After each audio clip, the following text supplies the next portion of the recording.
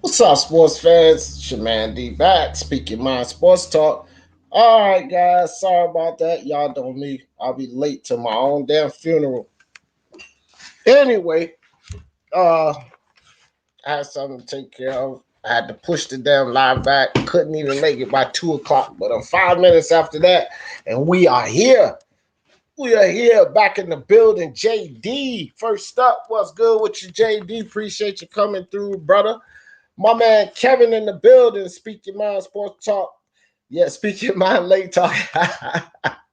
Good one, Kevin. Good one. Good one. Astor Steele showing love, the real deal, man. Hey, my guy Virgil Ortiz. Yeah, I like Virgil, man. Virgil real. Virgil the truth. Boost the truth. These guys are the truth, man. These young fighters, they are the truth. Definitely, definitely. Boots and Virgil, man. These guys are the truth, but are they ready for Spence and Crawford? We don't know. But yeah, Virgil is the man. Everyone hit the like button on the way in. Show the love for all the great content. D putting in that work. Appreciate you, Asher. Appreciate you, fam. Say, James, I want Williams to win, but I got Andre winning by. Yeah, that's the same. I'm the same. I'm actually exactly the same. Let me get this link in the chat, man. This ain't the morning show. This link is open. This chat is open for everyone. Put this link in the chat. Come join the panel. All right. I was actually typing that as I was singing it. So pretty cool, right? All right, they got the link. Derek Fields in the building. What's good? Iceman, South Corey. What's good with your brethren? Good to see you. Dead game in the building. Jeff, what's up, Jeff? Appreciate you sliding through. Andre, what's good? You see, Regis had a bad weight cut. Said he's moving up ASAP. Yeah, man. I don't know, man. I think Regis kind of small for 47, but yeah, he's older now, bro. Regis the same age as Spence, bro. Like it's time for him to when you get in your 30s, man, all that damn cutting weight, that shit become tougher and tougher and tougher. And Regis is a smaller guy, but he 30 years old, 30 or 31. So yeah, it's that time. I don't know what type of success he's gonna have up there at 47, especially with the arrival of Boots Ennis, um, Virgil Ortiz, and Connor Ben. And Connor Ben is just gonna continue to get better and better and better. So it's a tough road for Regis Program. Regis is my guy, man. But yeah, I saw that, Andre. I saw that. Iceman says, I think it's your buddy's birthday today, Mark. Yeah, somebody else said that to me. I'm a shout out. Hey, shout out to Unrivaled. Happy birthday to your brother. Hope you enjoy your day. Let me send him a message anyway, bro. But yeah, I heard that, man. Hope Mark enjoying his day, man. That's what's up. Jeff says, oh yeah, speak your mind, late talk. I like that. That's a good one, Kevin. I see Williams walking into a jab for a few rounds, then getting stopped most likely. I don't know, man. I'm not sure about it with Demetrius Andre because one thing that I can't depend on Demetrius Andre for is stopping a guy. Like, I mean, let's be honest, Demetrius Andre is not the guy that we're looking at to go in there and stop a guy. He's not Demetrius Andre, I think he has power. I just think he lacks technique. So, if that hip's not in front of you, man. That front foot is not in the right spot. And that hip is not in front of you when you turning to throw that punch. You don't have balance, man.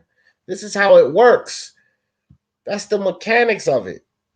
Your hips got to be out in front of you. That lead leg, that hip has to be turned toward the punch that you're throwing. That's when you get power. That's when you get balance, when you can push a guy back. It's technique involved in that. Ask any trainer, they'll tell you that. Just the way I broke it down. It's no lie, guys. That hip has to be out in front, turned, and you have to be planted on that front foot. That's how you get the power. Watch when Demetrius Andre throw his punches. His weight transition is horrible, and he doesn't have balance. So I can't. the lack of technique, his unwillingness to engage, being so timid to it steals all his power. One of his feet are up off the ground half the time when he's throwing these power shots. You getting no torque in that. You getting no momentum behind that. This is Demetrius Andrade. I don't look at him as no knockout puncher. This dude is a 62% knockout ratio. He got 18 knockouts out of 29 guys, and trust and believe they were all low-level fighters that he knocked out. So getting a stop most likely later. No, I picked Demetrius Andrade to win by decision, fam. Decision. I'm not picking if he stops Leon Williams, good, but I am not picking Andrade to stop any B-level fighter or better. Dead serious, Andrade. I know y'all name is close, but you're Andrade. He's Andrade. That motherfucker, I can't pick Andrade to stop nobody's decision. Who cares if they're ready to make the fight? What fight? What fight you talking about, Iceman? Lisa Barrows, Queen Lisa in the building. Damn, behind in the chats already. Only 7 minutes into the damn live. Iceman, chant was good. South Korea said, "Do you? Can you not sing? Please stay with the comments." all right. I'll keep it down. Actually, South Korea, I can carry a tune, bro. I don't necessarily call myself a singer. I used to sing back in the day. Actually used to sing a lot. I used to sing in shows and shit. I could carry a tune though. Some people have heard me sing before. Dead game, I don't know what happened, but yeah, come on back, bro. The link in the chat. I could carry a tune though, South Korea. Actually, I might sing for you guys one day. Or you know what? Punch Drunk Boxing got karaoke night out. Showed up on karaoke night a few nights or Punch Drunk. You can go check that out. You could catch me singing on there because that's one of his rules on karaoke night. You got to come in and do a number. You could rap, you could do a poem, you can sing, whatever. I just assume sing because I used to rap too, but I'm old, so my raps don't really hit right now. So can never take singing out of someone. So all right, enough of that. Junior in the building. What's good with you, Junior? James, I think I shouted you out, but it don't mind. It don't matter if I shout you out twice. What's good with you, James? Fish in the building. Boxing Monster in the building. What's good? What's good? Slide down and make sure I don't miss nobody because I've been getting heat for missing the comments. Chant Ross, I've been getting the heat. James said Williams isn't world level in my opinion. No, he's British top, highest British level. I would agree with that. He's not world level, but I ain't giving Demetrius Andrade credit for being world level. He a domestic level fighter to me, just like Leon Williams. Just domestic in America. Think about it. He ain't no fucking world level fighter. His resume don't say it. His resume don't say it. So I mean, he's a domestic, an American domestic level fighter. He ain't ready, man. I think it's a lot of Eastern Europeans and shit that'll beat Demetrius Andrade's ass for real, bro. That's why going up to 168. Look, Beck the Bully at 168 is a prospect. I think he'll give Demetrius Andrade all kind of hell, and I'm not even capping, bro. And then if he was to go lose to Beck the Bully with what he's done already at 160 and 154, would you actually consider him world level? Probably not. Not if he loses to a prospect. Jose Yepes in the building. It's Coach D. Jefferson today. Will G. Bay in the building. He said, it's me again, Andre, 8th round TKO. Can we get the fight live stream, please? Yeah, I'm going to do the fight, but you know that I'm not going to show any footage or anything. But I'm definitely doing that fight, bro. Not fight analysis on that. For sure will. Yes, sir, we could get that. I will be there in the building. I say stop him because Williams got great point. Great point, Andre. I just did a video on it and I gotta show some discipline and release it because the fights are tomorrow. It's a pre-fight video breakdown and prediction. And I said the exact same thing in the break. You'll see the video later, Andre. So I do agree with that. went as far to say in the video that if Demetrius Andrade doesn't, if Liam Williams doesn't put Demetrius Andrade down a couple of times, couple of knockdowns, build up somewhat of a lead, that Demetrius Andrade would cruise to a win after the 8th round, because Liam Williams does have gassing issues. So I think Liam Williams has to get all his work done prior to the 8th round, because if he can amount a lead, like, knock Demetrius Andrade down. Demetrius Andrade's been knocked down before because he has balance issues. Liam Williams does a decent job at cutting the ring off. So if he can get Andrade with a couple of drops and, pick up some rounds, then what happens there, Andre, is that Demetrius Andrade is forced to engage, because if he's behind on the cards, he's going to have to take some chances. This is Demetrius Andrade. This is the problem I have with Demetrius Andrade. He doesn't have the willingness to engage. He's too timid. He's afraid to be hit, in my opinion. It's a different from a boxer that's elusive and, hit and not get hit. That's the idea. But it's different from a boxer who's afraid to be hit. Demetrius Andrade fights to me like he is afraid to be hit. And that's not good for a boxer. Boxing Monster said, Chant Ross, salute. Jose, yep. Boo has power. D, you tripping. I say he doesn't have concussive power. And he has bad technique, which robs his power. I didn't say he doesn't have power, Jose. You're not listening, which is usually the case. You don't listen. You just hear what you want to hear and want to chalk it up to hate. It's not hate about Demetrius Andrade. Accept the truth. He has balance issues. His weight transitionings are bad, which means he lacks technique with the punches. Jose Yepes, if you know anything about this game, if you're not planting that foot right, if you don't have that hip in front of you and you're twisting it, then it takes the torque off your punches, right? That's technique, Jose. You understand how this works? So because of Demetrius Andrade always pulling out the pocket when he's throwing punches, because he has his foot up off the ground half the time when he's throwing power punches, and he lacks technique, Jose, it takes off of the effectiveness of his punches. So you don't get that? Don't you get that? See, you gotta listen, man. You gotta open your ears up and listen, Mr. Yepes. James Williams versus Liam Smith was Liam Smith beat him up. He got beat in that fight. I heard D sing. He can sing. Thanks, Iceman. I appreciate that. Like I said, I can carry a tune. I don't really proclaim to be any type of singer. Lisa Bell, overjoyed. Oh, that was funny. Let me tell you that story. Lisa, you just made me.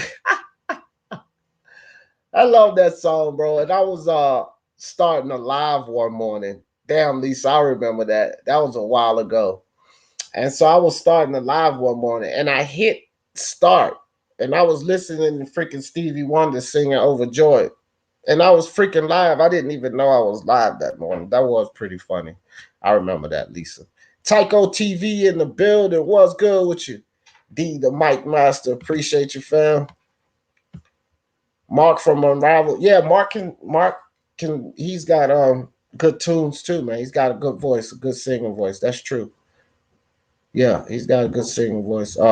D Jefferson, aka Barry White. No, I don't do the low voice. This Champ Ross. I'm not a baritone, as they say. Barry White, old deep voice ass. Man, I'm 5'6".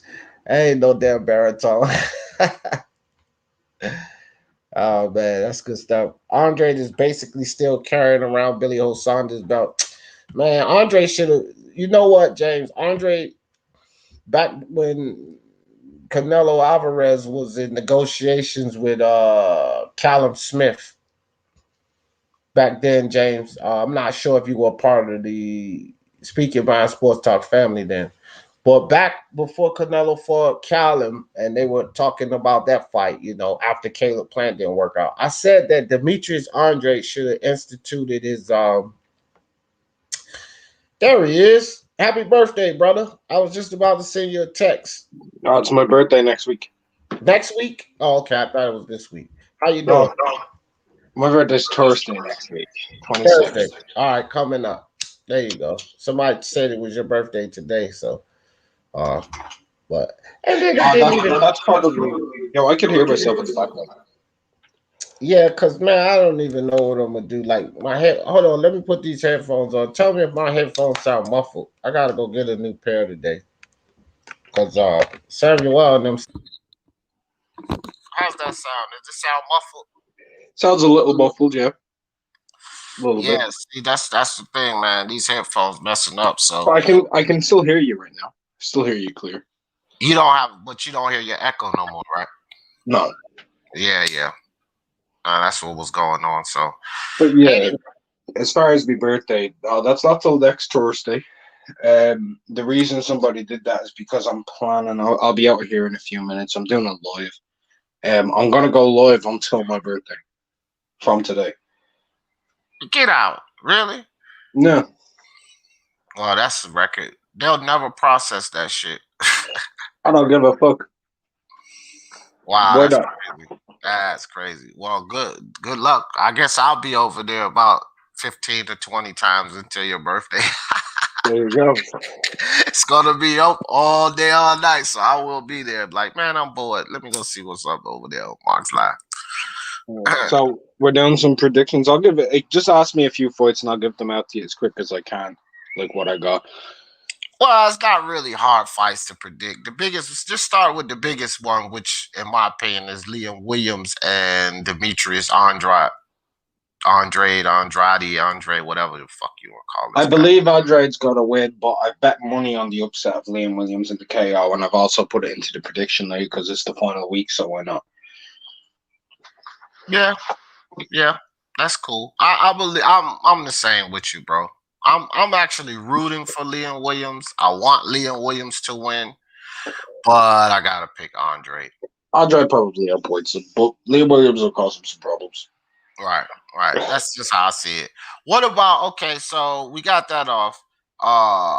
What about the Marginal fight? How soon you think he's? I think I picked the stoppage. I think the third round. I think 3 or 4. Well, what do you think about I that think I fight? went with round 4. I think he goes past the third round for the first time in his pro career. Fedosov is a defensively responsible guy, so I think I picked like 3 or 4, maybe 4. But yeah, that's how I see that fight too. I was like, I think he's gonna knock him out, but I mean, it's just his third fight or his 4th fight, right? I think it's his 4th fight, and yeah.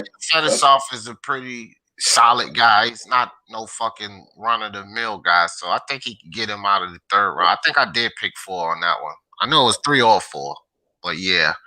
What was the other fight? Regis and Ivan Redcatch. How soon do you think he gets them out of there? Because Round 4.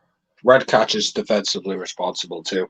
Regis could blitz straight through him, right. but I think Regis is going to box a little bit, dissect him, and then put it on him. Yeah. Because Regis can do that too. He can be the calm before the storm. You know, he's that type of guy. Here's an interesting fight, Mark. We go over this one real quick. Just because he's been on layoff for a while, Tony Harrison and Brian Perella. Late stoppage, Tony. But that could go the distance, to be honest. Distance. Yeah, I don't know. Distance is a smart choice. Distance is the smartest choice, probably.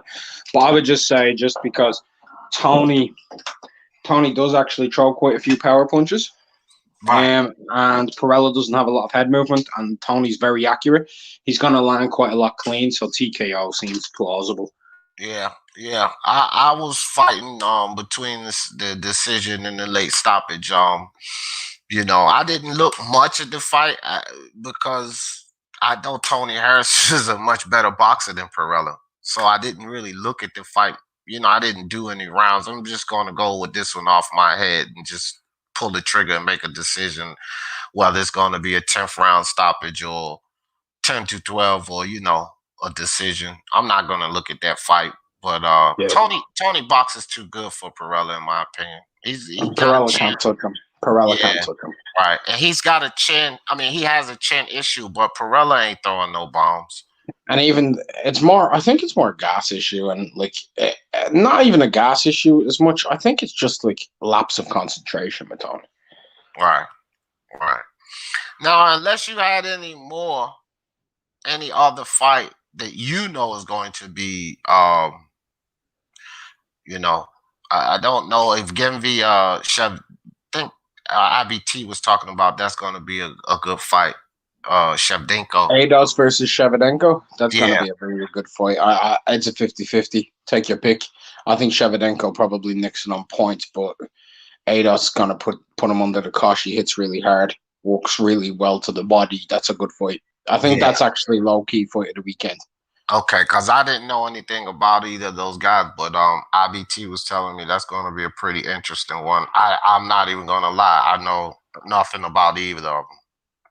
Mm. I've not even seen either of them fight, to tell you the truth. So, but I will be looking out for that fight. And I'm definitely going to be watching Hannah Gabriels fight. Yeah, that could be a stoppage. Could go the distance. I'm unsure. Both girls seem to be punchers. Yeah, man. With the fights these ladies been giving us, how could you not? Like, I'm telling everybody, with the fights we've been getting from these ladies, man, y'all should go check these fights out because these ladies been banging. I'm talking some good fights too, a lot of them too, not just like obscure fights here and there. And every time Savannah Marshall is like my female version of Ted Cheeseman. Anytime they fight, I want to watch. Anytime, like that's Cheeseman, bro. Cheeseman is probably uh one of the fighters in boxing I'm most excited to see. Like when I hear Cheeseman's fighting, I always want to see that dude fight. He's never let me down. Ever since you put me on to him, Mark. Ted Cheeseman. I've been in love with that guy ever since. That dude is a fucking fighter, bro. Yeah, That absolutely. fighter. He's rough. He's tough as nails. He's as tough as can be, and he'll just keep going. Like even when he got tagged up by Sergio Garcia, he showed a lot of heart and determination. But I'm going to drop off, man. I just wanted to come in and give a few little quick predictions. I appreciate you, bro, and I definitely will be visiting you from now to Thursday. You stay blessed. You stay blessed. Have a good one. Peace All out. right, bro. All right. Boat hype. What's good with your boat hype? Hey D, how's it going? Pretty good, bro. Hey, what do you think about these guys? I put these guys up here because these are the fights that are probably most interesting. Demetrius, Andrade, Leon Williams, of course, and then Tony Harrison is returning to the ring. He's going to be fighting Brian Perella, and Regis Prograis is fighting Ivan Redcatch. So, what do you think about Regis Prograis versus Ivan Redcatch? About height. What's up, D Hodges? Salute to you and the LDBC fam. What do you think about that fight? Oh right, About yeah, height. man, awesome. Thank you for the question and for jumping on here. I've only got like not more than an hour because I've got something else going. But if you're still on afterwards, I'll definitely return back to your show. But I just All want to right. come in quickly and like maybe get your thoughts, maybe get your take on exactly yeah this weekend's fights, especially Andrade Williams. I mean, that looks like a hell of a fight. But since your question was about Regis Prograis versus Ivan the Red Cat, um, Regis Prograis in 6 rounds. Stoppage. Six. Yeah, yeah. I mean, six or less for sure. But yeah, I'm with that. What about Harrison and Brian Perella? He hadn't fought since he lost to Jermel Charlo. But Brian Man, Perella is not the biggest fighter, so Harrison's entertaining as hell, man. I love listening to Tony Harrison. That guy's he could be a comedian. I think he could definitely be like at least a reality show person. I mean, he's entertaining as a personality, man. Guy's awesome. As far as fighting wise, I can't say I've really saw a lot of them. So if he's a guy that goes for stoppages, then maybe like a 10th round stoppage. Otherwise, it'll probably go to a decision. But I think he'll win, Tony Harrison. that you know what? That's actually, and like you just said, you don't know much about him, but that was actually a good assessment off of very little knowledge because Mark just got off of here, and that was our assessment 10 through 12 or a late stoppage. So that's a good guess, bro. Good guess because I think that's how that fight's going to go. It'll be a late stoppage or You got decision win. Harrison. You got Tony on that. Yeah, yeah, Tony for Yeah, sure. Tony yeah. for sure. Yeah, but that's a good guess. All right, the big fight, Demetrius Andre, Liam Williams. What do you think about that one? Wow, I think this is a very interesting matchup, man. When you see Liam Williams in person, dude, he's a pretty big guy. I mean, he's got like a pretty big frame. He's kind of like angular and bony, but he looks like he's got a little bit of power to him as well.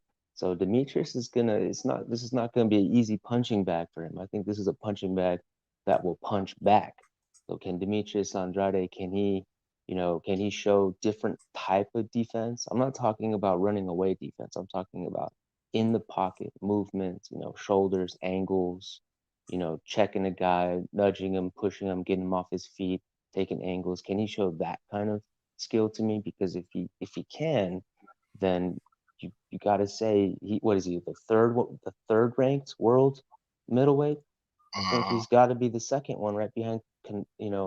I put him I'd say he's at least maybe one or two, and he shouldn't be three. He's arguably 1, 2, or 3 with Charlo and GGG. So, because I mean, you can make GGG's done more. He's proven more. He's fought the better fight, but he's older. Charlo and Demetrius Andre have done a lot less.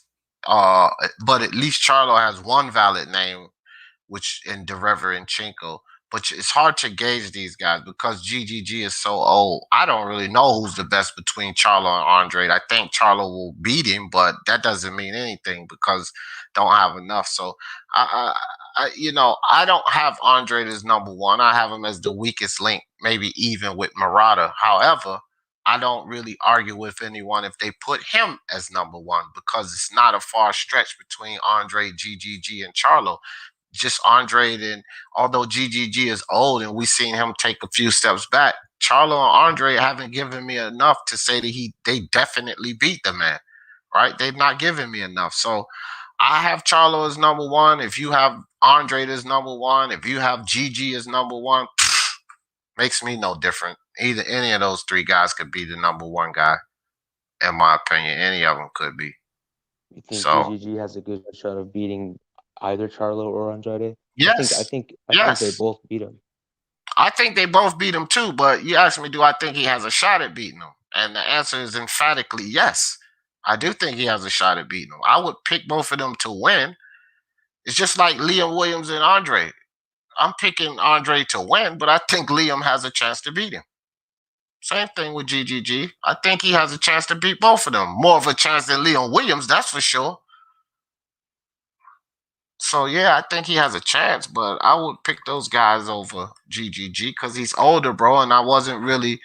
He's fought freaking Steve Rose and then Dereverenchenko, which was a controversial win, and then Severmeta, and he didn't look stellar in any of those fights. So for me to say that those guys couldn't beat him, that's irresponsible. I think definitely you would have to pick Charlo or Andre just with the performances and the clear indication of a decline that GGG has been given to us. Logically, you should pick those two guys to beat him. So, but MMA champ, what's up, bro? What do you think about Regis Prograis and Ivan Redcatch? You're on mute, MMA champ. Give me can you give me 1 second? Yeah, bro. Why the fuck do you? All right, yeah, that's cool. I don't understand why y'all join the panel if y'all not ready to talk. Why don't you just do what the fuck you doing and then join the panel when you're ready to talk, bro? Like, I'm gonna let you on the panel. What's the use of jumping on the panel and you can't talk?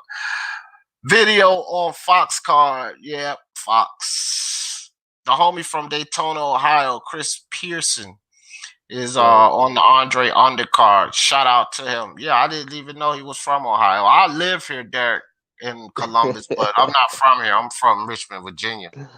I knew Keyshawn Davis was from Virginia, you know what I mean? Homeboy. So, but yeah, that's cool. Chris Pearson, I'll look out for him. The Virginia football teams never seem as good as the Florida ones. You ever notice that in college football? You ever notice that in college football, the Virginia teams are never as good as the Florida teams? Well, that college football has this college sports, NCAA sports ball hype has this element of the teams with the most money generally are going to be the better teams. So That's how college football works. So when it comes to Florida and Texas, they're the top two states, in football. Like they have multiple teams that these high school kids are seeking to commit to. So they're going to get the better players. The NCAA is as crooked as boxing, bro, when it comes to basically stacking the deck. That's why teams like Alabama, right here in Ohio State Buckeyes, they always get the better players. That's the element you have in college sports, whether it's football, basketball, NCAA baseball, it's all the same ball hype. So yeah, Florida teams are definitely better than Virginia teams for sure. Nobody, who the fuck is running to go play with the Cavaliers or the Huskies, right? Nobody's running to go play with them. okay, The Hokies, not the Huskies. The Hokies. The old Huskies. man G Jeffries, salute to the panel, bro. You know, you You already could know say what it salute is, Bolt Hype. man. I'm the only other MMA guy on the champ, panel. bro. You could say salute Bolt Hype. Yeah. Go ahead, put it on wax. So what's the Regis Prograis, Ivan Redcatch. What's your take on that? LT, what's up with you, fam? he's fighting this weekend, bro? Regis Prograis. You see what the title say? Weekend predictions. Okay, So he's fighting this everybody weekend. I mentioned to you are fighting this weekend. Damn it! So there's Regis Prograis and Ivan Redcatch this week. Regis Prograis is gonna dominate him. He's gonna stop him early. It's literally, easy prediction, bro. Yeah, so what's up, Shadow Boxing? Let me get to the chat real quick before I let you go on real quick. Ralph Unreal in the building. LT, what's up? What's up, brothers? What's good? Blues Boxing, what's good with you? Good to see you, fam. Good to see you. Puerto Rican Ron Mi Amano, what's good? What's good with you? Appreciate you sliding through. I'm sliding down this chat. Blues Boxing said, I think this fight will tell us if Poo Poo can mix it up with Gigi. Yeah, it will. This is going to give us a lot of information. This is the best fight he's fought in his entire career, in my opinion. Let me slide down, make sure I ain't miss nobody. All right, so MMA champ, what do you think about Tony Harrison is fighting Brian Perella? Toby Barlett, what's good? What do you think about that fight, MMA champ? Never heard of this Perella guy. Sounds like a guy who clogged my toilet, bro. So anyway, I think Tony Harrison is gonna outbox him easily.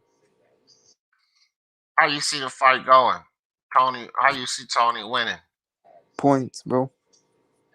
Points. Do you Yeah. see points? What do you see, bro? We went over that fight. I see this fight. I'm on the fence with it. Late stoppage of points because again, like you said, Brian Perella. No, he's no world beater. He's absolutely not. He's been stopped already before. Twice before, as a matter of fact, and once by Abel Ramos. Now, Abel Ramos is not the biggest boxer in the world, but he does pack a good punch. So, but then he was also stopped by your Dennis Ugas. Now, when it comes to boxing, Tony Harrison's actually a good boxer. So I think that he could pull off the late stoppage because he's a good boxer. Just as good, if not better than you guys. He's an excellent boxer. And he packs a little punch with him too. And Perella was stopped by you guys, I think, stopped him in the 4th or the 5th round. So I think Tony could get it done later, probably like round 9 or 10. So probably 10 through 12. I'm probably gonna go with like 10th round or 11th round stoppage for Tony Harrison in that one. Okay. Now, So Leo now Williams and Andrade. That's the big one. What's your idea on that one? Okay. So I got to go with the East Coast, man. And Andrade is one of my favorite fighters, bro. He's a slick fighter. He is a little sloppy, but Williams, who has he fought? If Andrade has a better resume than Williams, that shows the lack of competition Williams fought, bro. I know that's if your assumption is that Andrade's resume is so much better than Williams. Here's the thing, MMA champ, especially when you start running to resumes. When you look at Andrade's resume, it's lackluster. So just because you have another guy who basically has a lackluster resume, resumes don't matter here. Andre's don't. He's not a world beater, fam. He Okay, let me has tell no. you. Hold up. Don't do that. I'm talking. He does not have an impeccable resume. So you really can't pull that to play.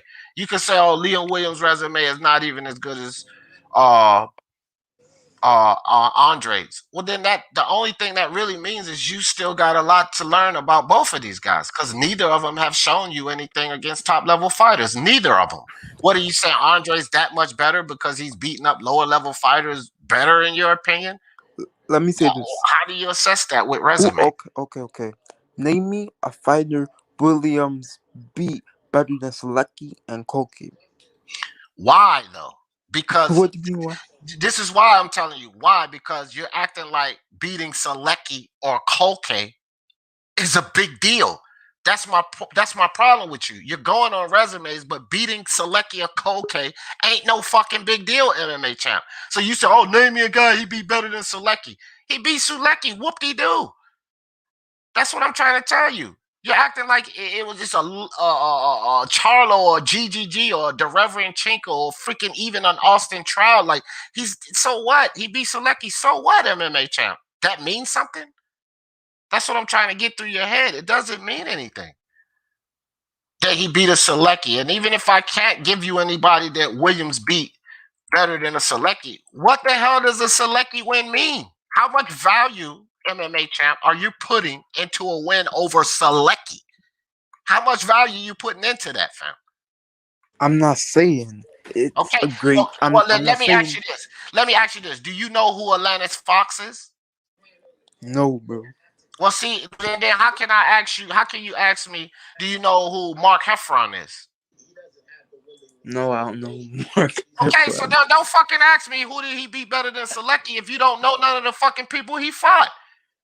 Because Atlantis Fox and I will tell you this, since you don't know these fucking guys clearly, Atlantis Fox and fucking Mark Heffron is every bit of Selecki, in my opinion.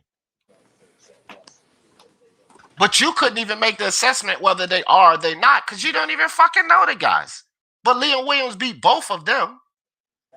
And Okay, on let me. world ranking levels, they have at least they're ranked on by certain bodies and certain like BoxRec has them ranked I just don't as think well as they have Sulecki ranked. I don't think you understand what I'm saying. I'm not saying those are great wins. I'm saying they're better than his wins, bro. But That's all I'm what saying. I just explained to you is no better than an Atlantis Fox or a Mark Heffron, which you don't know anything about. So you cannot say it's a better win because you don't know the fucking people he fought. So Okay, how can you make an assessment about which is the better win and you don't know shit about the other fighters? okay, then let me ask you How a can you question say then. that? Does No. Answer that question first. How can you say okay, Sulecki is a better win I can't and you say that, don't know but shit about the other fighters? okay, How can you say that? I can't say that. So then Okay, you can't. Exactly. You I'm gonna ask you a question so you can enlighten me. Okay, does Jack Cook have a better resume than Heffron? Jack Kolke is a better win than anybody that Leon Williams has fought. That I will say Jack Kolke is a better win. But by me saying Jack Kolke is a better win, Jack Kolke is no world beater. Jack Kolke is a guy, even and loss, gave guys difficulty. That's it. That's his claim to fame. Even when he lost, he gave guys difficulty. But he's no world beater himself, fam. So, I mean, if you want to say that Demetrius Andrade has the better win over Leon Williams, facts. That's a fact. Jack Koke, and I would even go as far as to say, baby, Vanis Monorosian are a better win than anything Leon Williams has faced. Problem with that is also, MMA champ, is that was at 154. At 160, they're comparable. Absolutely even. Do you Hey, understand that? Hold on, ball hype. At 160, which is where they're fighting at, their resumes are absolutely comparable, MMA champ. Absolutely. Yo. That's your opinion. No, but it's better than your opinion because you don't know fucking Liam Williams' opponents. So it's Yo, gotta be better than yours because you have no clue who the guy has fought at 160. So my opinion because has to be better than yours because I know those fighters and you don't know shit about them. I know the good level competition he's fought, but he lost twice to them.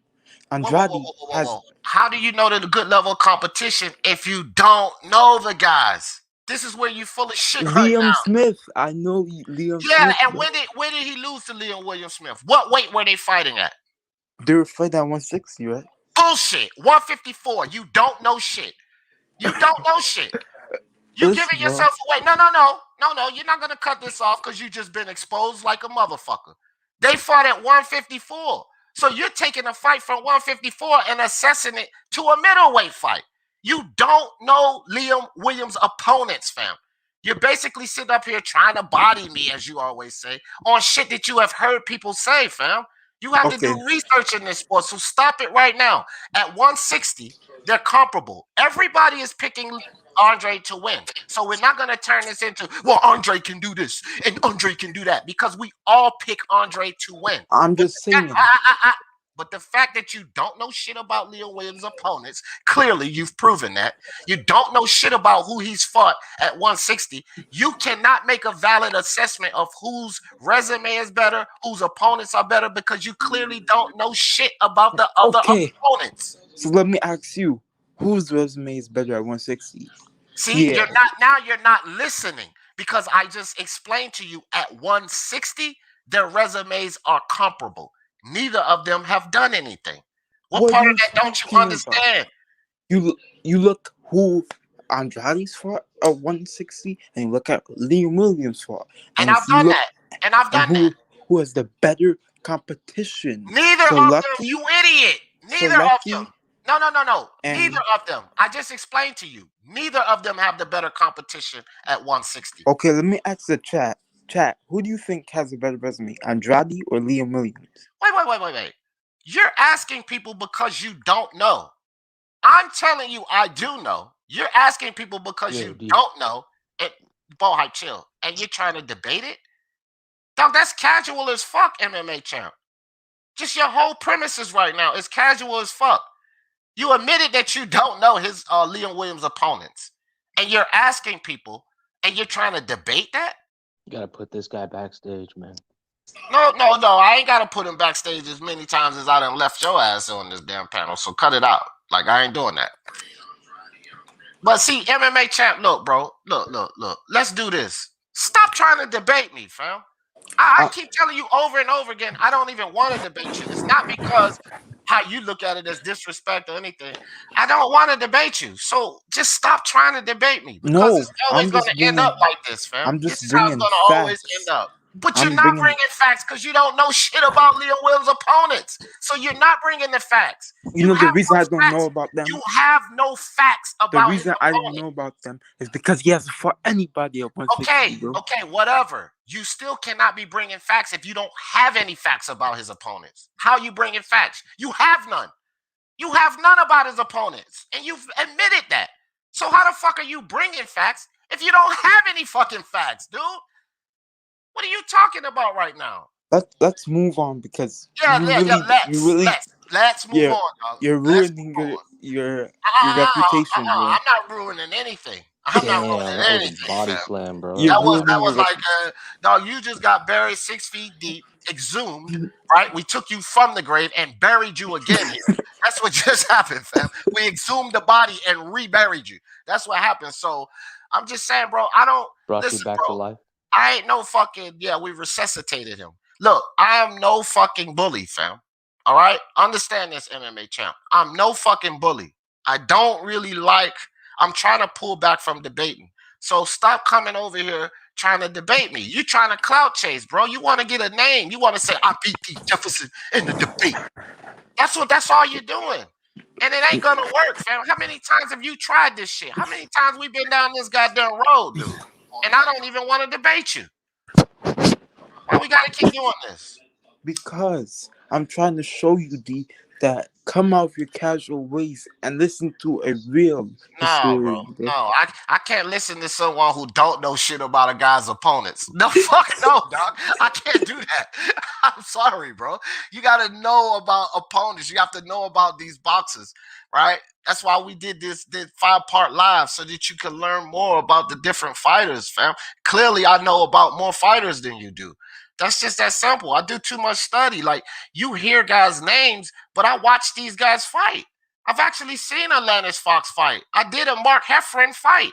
I did blow-by-blow commentary on a Mark Heffron fight. You've not even seen none of these guys fight. So it's no debate because you have no information. You can't debate without the information. I know about Leon Williams' opponents, bro. I've seen these guys fight. I've seen Joe Melinda fight. You have not seen, I've seen Andrew Robinson fight. Do you even know who those guys are? Be real about it. You don't even know who those guys are. I'm spending too much time in this sport, bro. Doing these blow-by-blow commentaries, by doing all of these obscure cards, MMA champ, you have to understand something. I am watching these guys fight. I am pulling in information about these different fighters. You're coming up here to debate me about Leon Williams and Andre, and you only know about one guy's opponents. You're not going to win a debate like that. You're never going to win a debate like that. So I keep telling you, educate yourself before you try to debate guys like me. You calling out Mark Unrivaled. Bro, that dude knows way too much about boxing for you to debate him.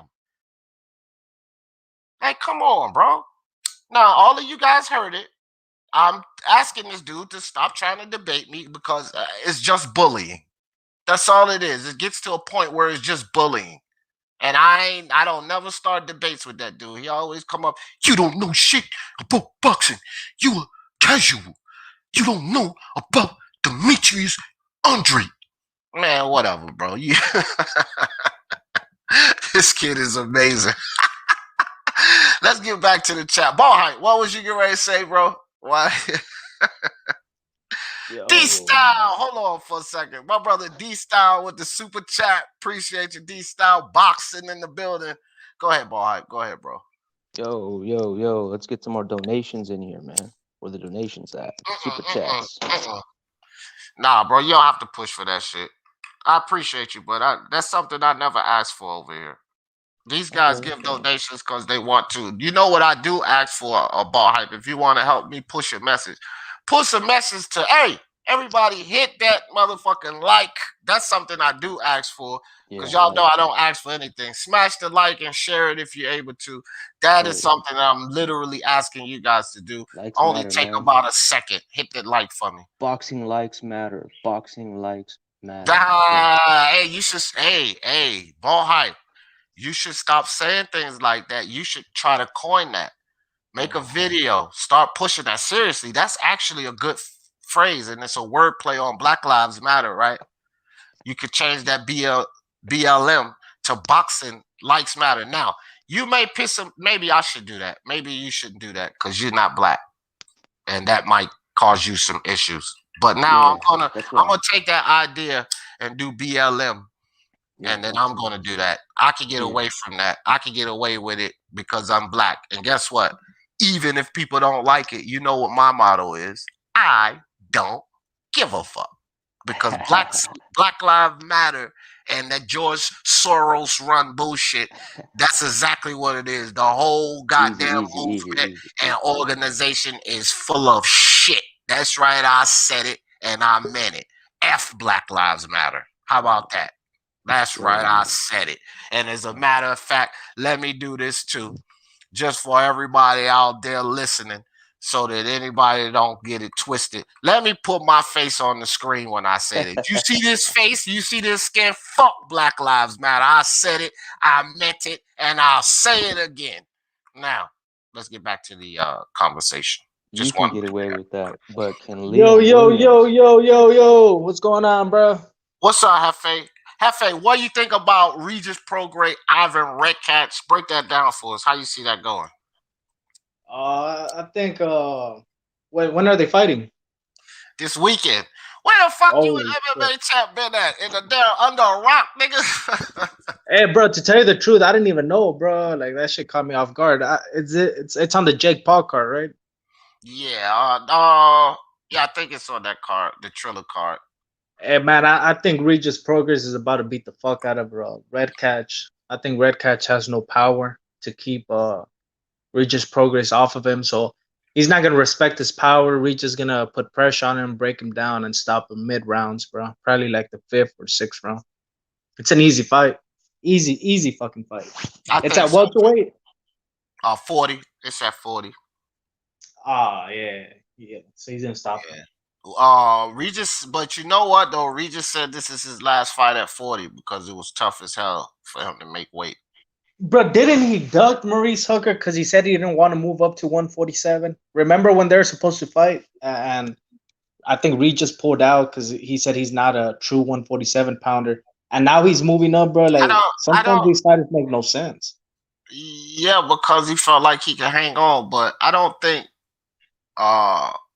agreeing to move up or having the I don't think a guy calling you out in a weight class that you're not fighting in and you decide not to fight him at a weight class you're not fighting in, I can't consider that a duck.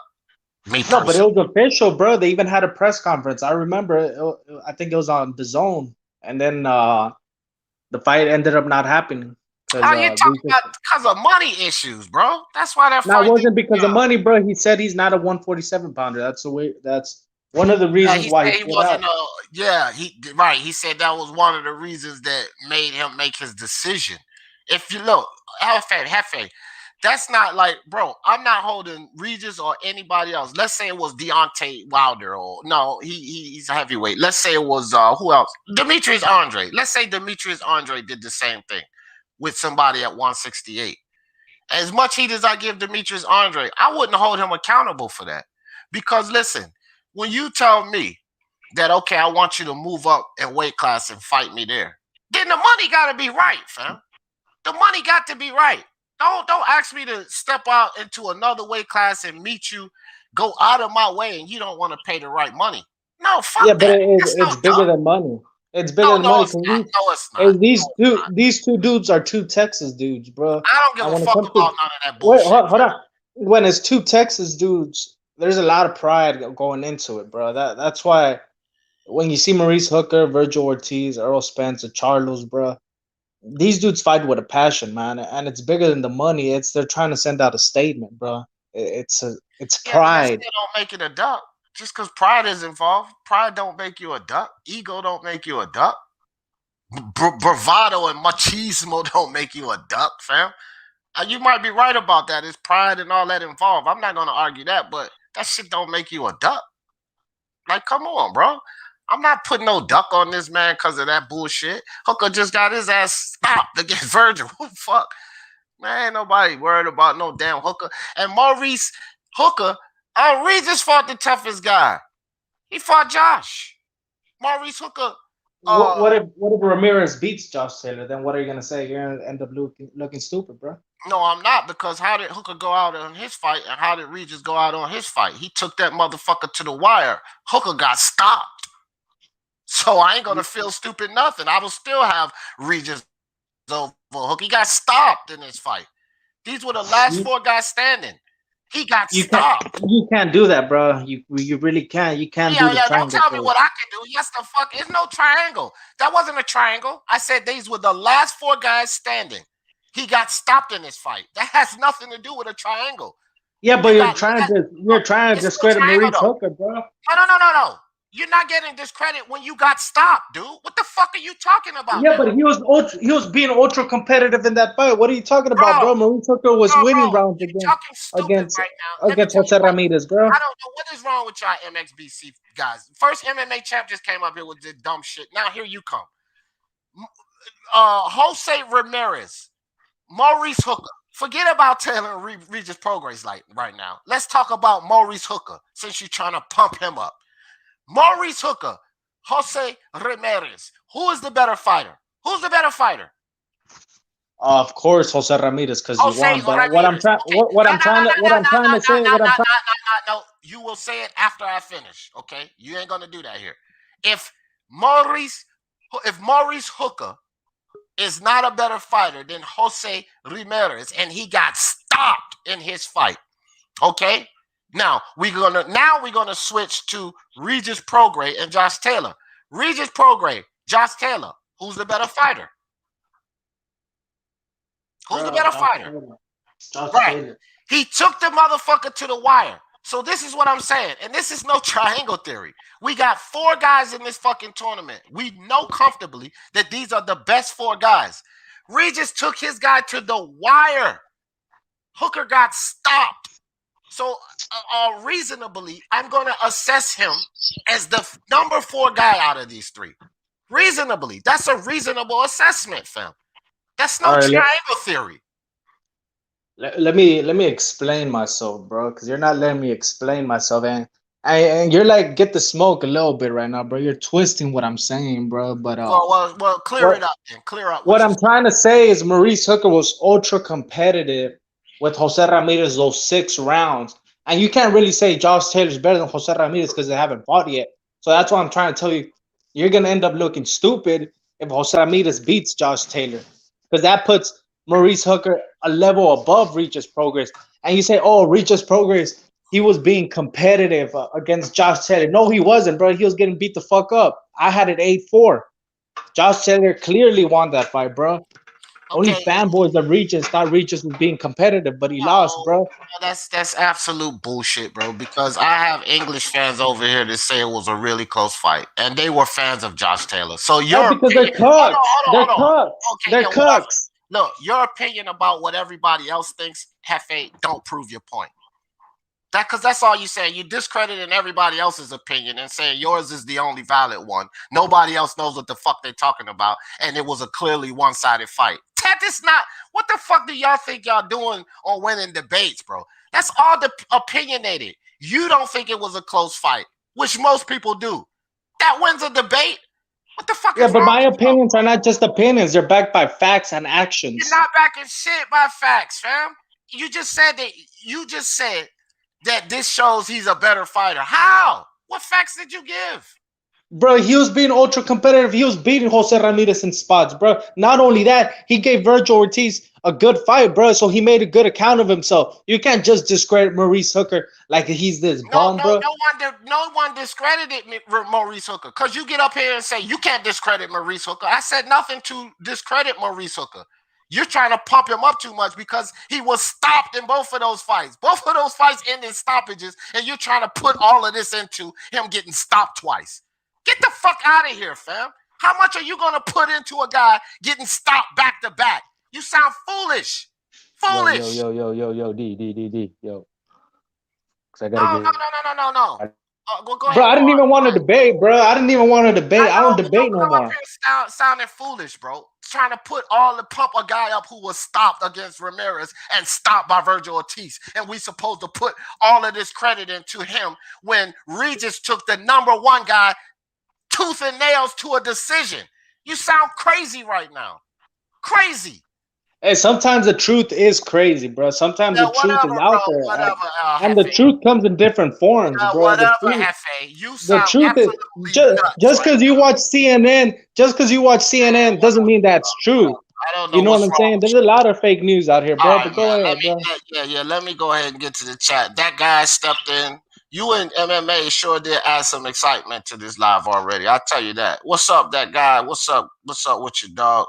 Ralph, LaRon in the building. What's good, LaRon? Ralph, y'all crazy, man. Y'all just, I don't know why y'all come over here trying to debate me for no fucking reason. Man, no Solo. I think y'all just like to see me get hyper and shit. That's what I think. Mind Taker, what's good? What's good?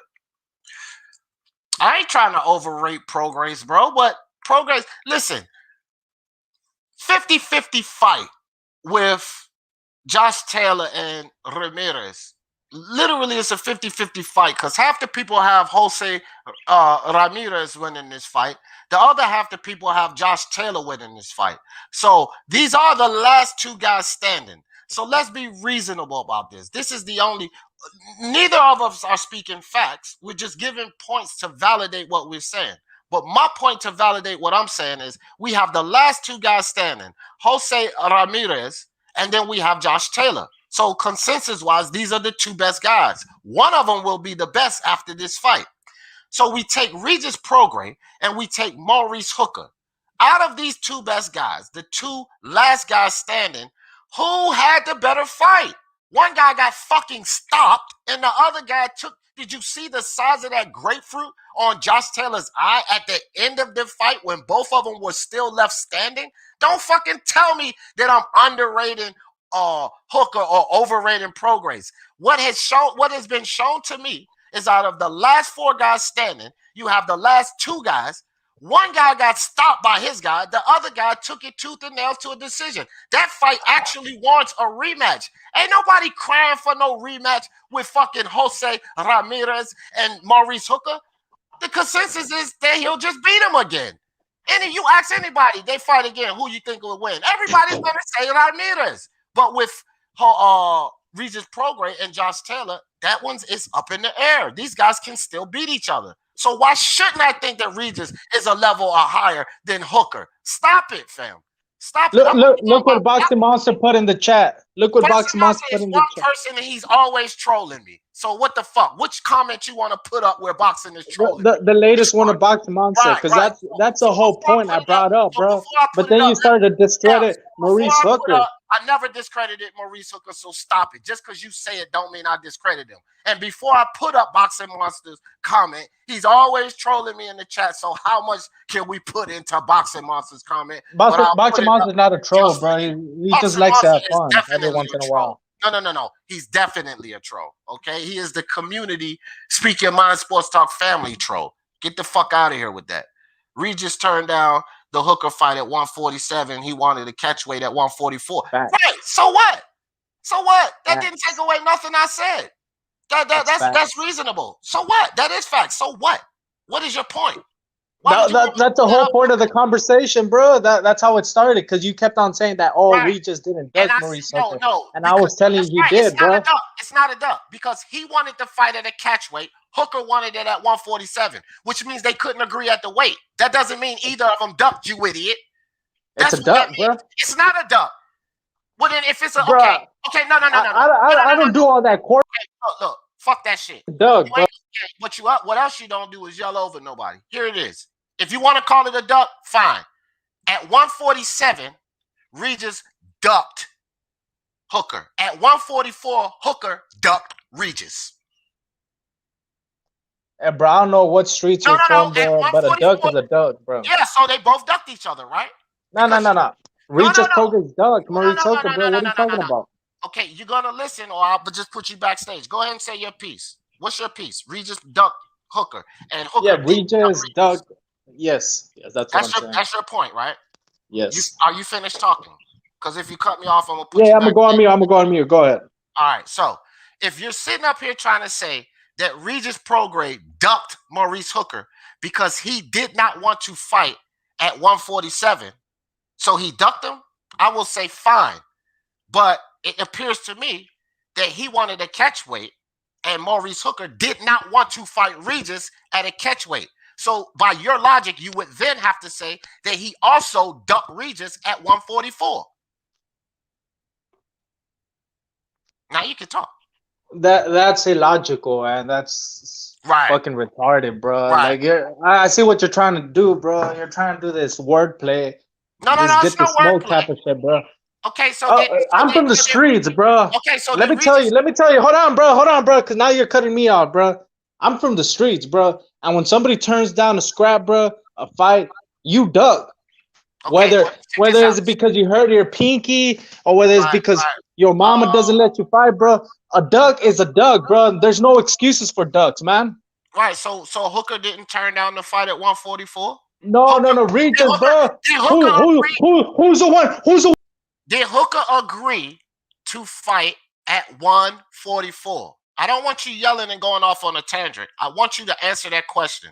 Did Maurice Hooker agree to fight at 144? Because you say if a guy wants to fight you and you turn it down, no matter what reason, it's a duck. Well, Boxing Monster just said he wanted a catch weight, which means he wanted to fight Hooker at 144. Did Hooker agree? Yes or no? Did he agree? Bro, who's the one that's saying they can't make weight no more? Did Hooker agree to fight at 144? Yes or no? I'm waiting. Who's the one, bro? You're cutting me off, bro. Because you ain't answering the question. Did he agree to fight at 144? Yes or no? Did he agree? Did Hooker agree? Who put that speculation? Who put that in the contract? Wait. You said put Boxing Monster comment up, motherfucker. Now I put it up. Nah, bro. Nah, hold on, bro. No, because now you're twisting. No, you're twisting. No, I ain't twisting shit. You said Boxing Monster comment was facts. So you've already established Boxing Monster's comments as facts. Don't try to backtrack out of that now. Since you said it is facts, then we're going to go with what you said. Boxing Monster comment is facts. D put it up. His comment is facts.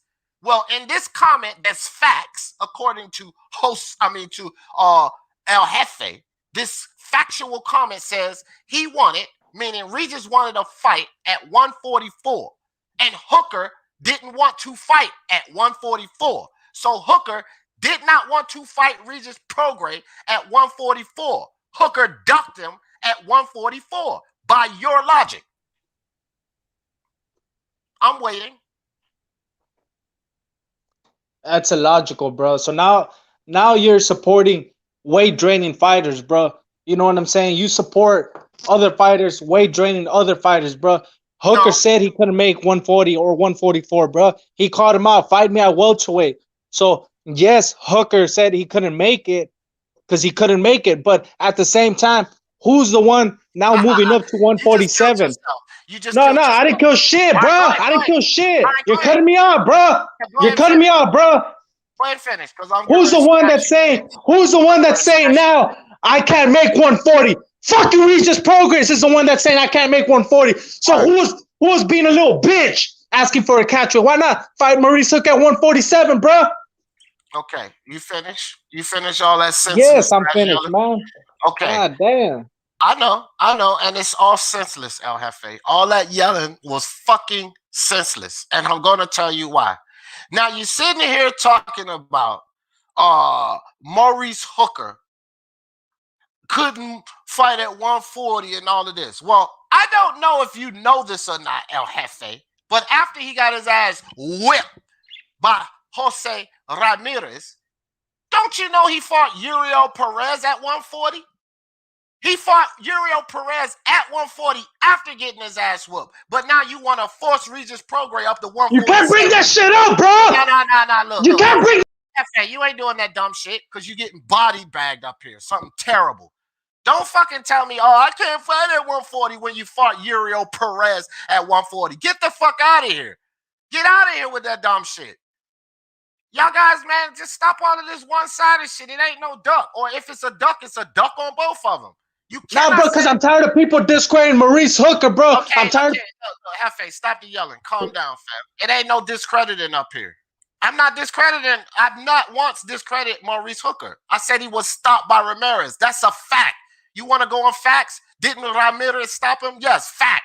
He was stopped by fucking Virgil Ortiz. That's a fact. He fought Uriel Perez after fighting Jose Ramirez. That is another fact. I'm giving you all facts. So don't fucking sit here and whine talking about you can't make 140 when you fought fucking Uriel Perez. If it was that important, don't fight no fucking Perez. Fight Regis at 140. But don't try to call him a duck because he don't want to follow you to 147. That shit is stupid. It's just something to call one of these fighters a duck. The problem in boxing is all of these fans so quick to want to call a fighter a duck when it don't fucking apply. That's the problem in boxing. And you, sir, are clearly a part of it. Fuck out of here. Ain't no hoes in Texas, bro. That's all I got to say, man. D-Town 214, stand up, bro. No hoes down here, bro. Whatever. Go ahead. You got body. You got body. I didn't even want to debate. Hefe. No, you didn't. You nor your fucking MXDC buddy. Both of y'all came up here and got embarrassed. The clear thing is either neither of them fucking duck or they both fucking duck. Because you can't tell me, he ducked because he didn't want to fight Hooker at 147. But yet Hooker didn't want to fight him at 144. That's stupid as shit, fam. They couldn't agree to the weight. That's all that happened. They could not agree to the weight. Fucking Prograis wanted a catch weight, which was, halfway between. What happened here is Hooker didn't want to meet him halfway. If you want to be honest about it, He wanted to go all the way to 147, and Regis wanted to meet him halfway between 140 and 147. So what really happened is they didn't meet up halfway, you idiot. No one ducked no one, or both of them ducked each other. It's not, that has nothing to do with discrediting Hooker. He got stopped in both fights. What's wrong with you? That's not discredit. That's facts. Fuck is wrong with you, dude? AD, I beg to differ, man. Prograis up. No, I'm just saying. Prograis. Yo, everybody know who I am. I ain't gotta introduce myself. Well, I chill the fuck out. I'm the host. We all know 1-2 Kid. You the new guy, not 1-2 Kid. Go ahead, 1-2. Yo, yeah. So Prograis offered him the 140 fight, and Mighty Mo. It was a concession to Mighty Mo to fight at 144. So then, when it was made, Mighty Mo wanted to do it at 147, so he jumped the weight up twice. Who jumped the weight up twice? Mo. So Maurice Hooker jumped the weight up twice, and Regis Prograis ducked. Yeah, see, that's what they saying. I'm just saying this is what Hefe is trying to say. So basically, by what you're telling me, Mo jumped the shit up twice, but Regis ducked. I got the article. Right here. But that's my whole point. It's anything to call a fucking fighter a duck. This shit is stupid. If a fighter ducks, I'm gonna call him a duck. My guy, one of my top 5 guys, and 1-2 Kid was around there this time because he was with the UGC. So one of my top 5 guys, Errol Spence, said, "Oh, I'm gonna go in here and beat Sean Porter. And then after I beat Sean Porter, then I'm gonna come back to the negotiation table and let me see if they saying 50-50 then." Then when Errol Spence beat Sean Porter, he don't even mention Bud or negotiation table. What did I do? I said that's a duck. Now, if it shows me it's a duck, then I will call it out as a duck.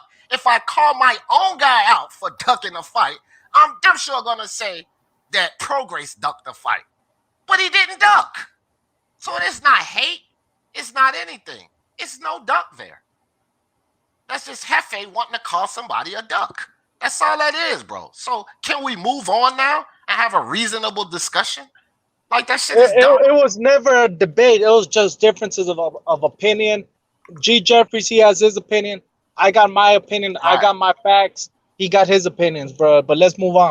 Right. Yeah, but it was never a debate, and it was never a fucking duck.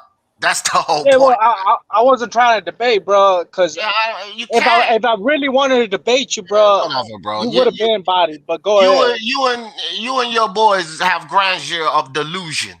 Not you, MMA champ, or that fucking OV can fuck with me in a debate. Trust me. Okay, why did you dug me on Jalix? Why did you dug me on Jalix when Jalix wanted to set up that debate?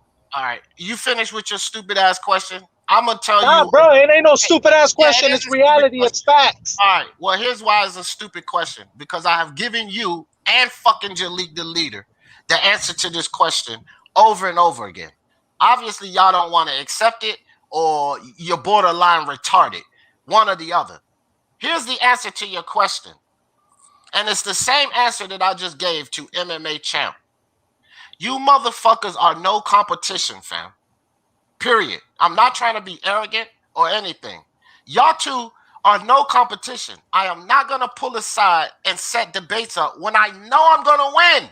It's called bullying, fam. You have never, fuck all of the cap and all of this running around, how you body me. You and MMA champ have never, ever, ever fucking beat me in a debate. I am too busy, fam. Literally. I was on fucking live till 11 o'clock last night with people who want to actually talk boxing. I'm not trying to pull out time to debate you and MMA champ because it's worthless, fam. Y'all cannot out-debate me. One, y'all don't have enough fucking information, which I just proved that with MMA champ trying to debate who has the better level of competition, and he don't know shit about Leon Williams' opponents. These are stupid debates. And I would rather not engage into an hour or two of senseless debates with you and MMA champ. That is your answer, fam. Low priority. Do you get it? It's a low priority to debate you. That's why. Y'all heard that here, bro. It's official. It's official. It's a duck. But go ahead. Okay, now let's talk boxing. Call it what you want, bro. It's low priority, fam. You call it a duck, I call it worthless. That's what I call it. A debate with you is fucking worthless, fam. You're not gonna beat me in a debate. Because you see Take the you time see to that we learn this bodied your fucking boy sport. Get the Smoke. Yeah, You I saw that didn't we see bodied your it. boy I Get didn't the see it. Smoke, and I didn't see now it. you shook. Now No, you I shook, didn't bro. see it. Now you I making excuses and shit, bro. Okay, dumbass. I didn't see it. Didn't I just tell you? I didn't see it.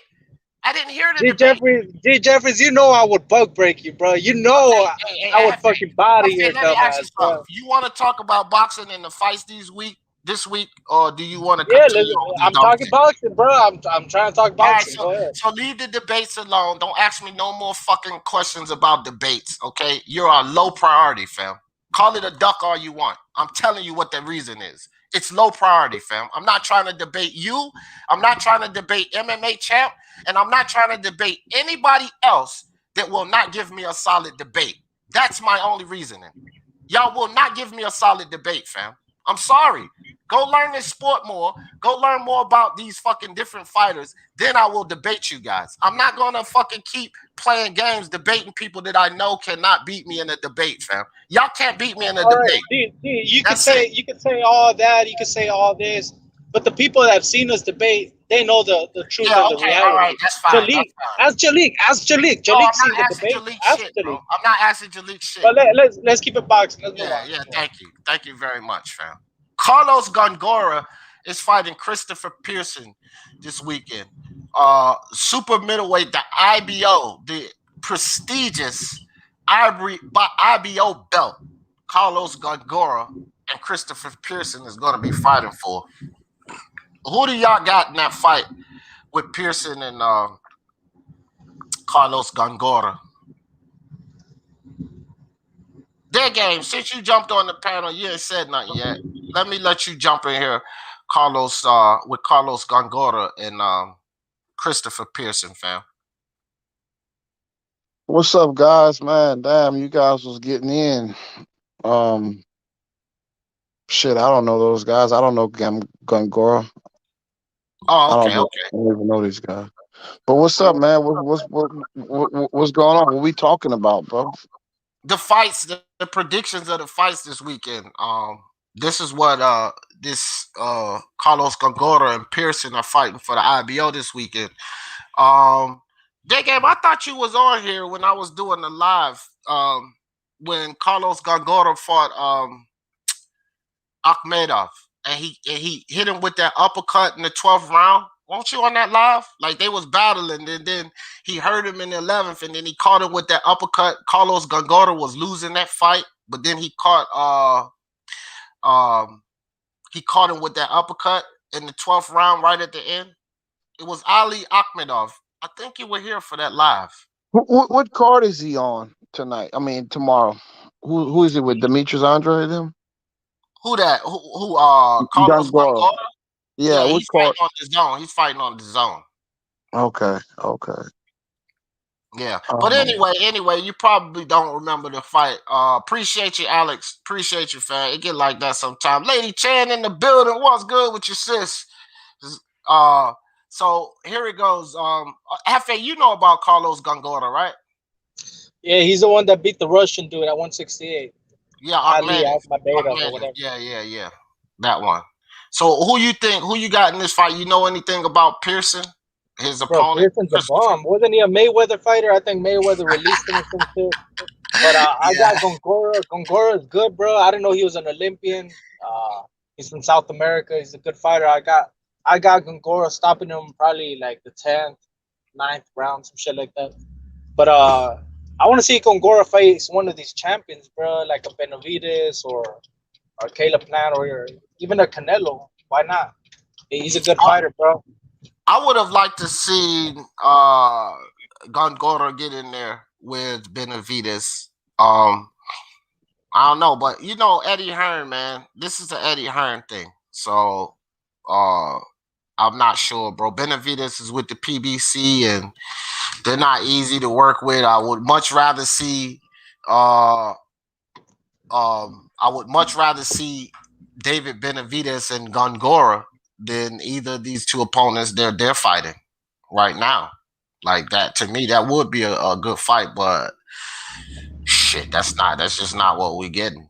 You know what I mean? So, and then again, that just got to do with PBC and like, Gongora's fighting on the zone. So if they're gonna turn down $10 million for Charlo to fight on the zone, then what give me any indication that they're going to work with Hearn in the zone for a Gongora fight with David Benavidez, who is one of their draws? Like, they can't risk David Benavidez losing to Gongora because he's a guy that's making them money right now. This is just the PBC way. But nobody can tell me that they would rather see David Benavidez fight a damn Jose Uskaskatiki over Carlos Gongora, because that's who he's fighting. He's fighting Uskaskatiki.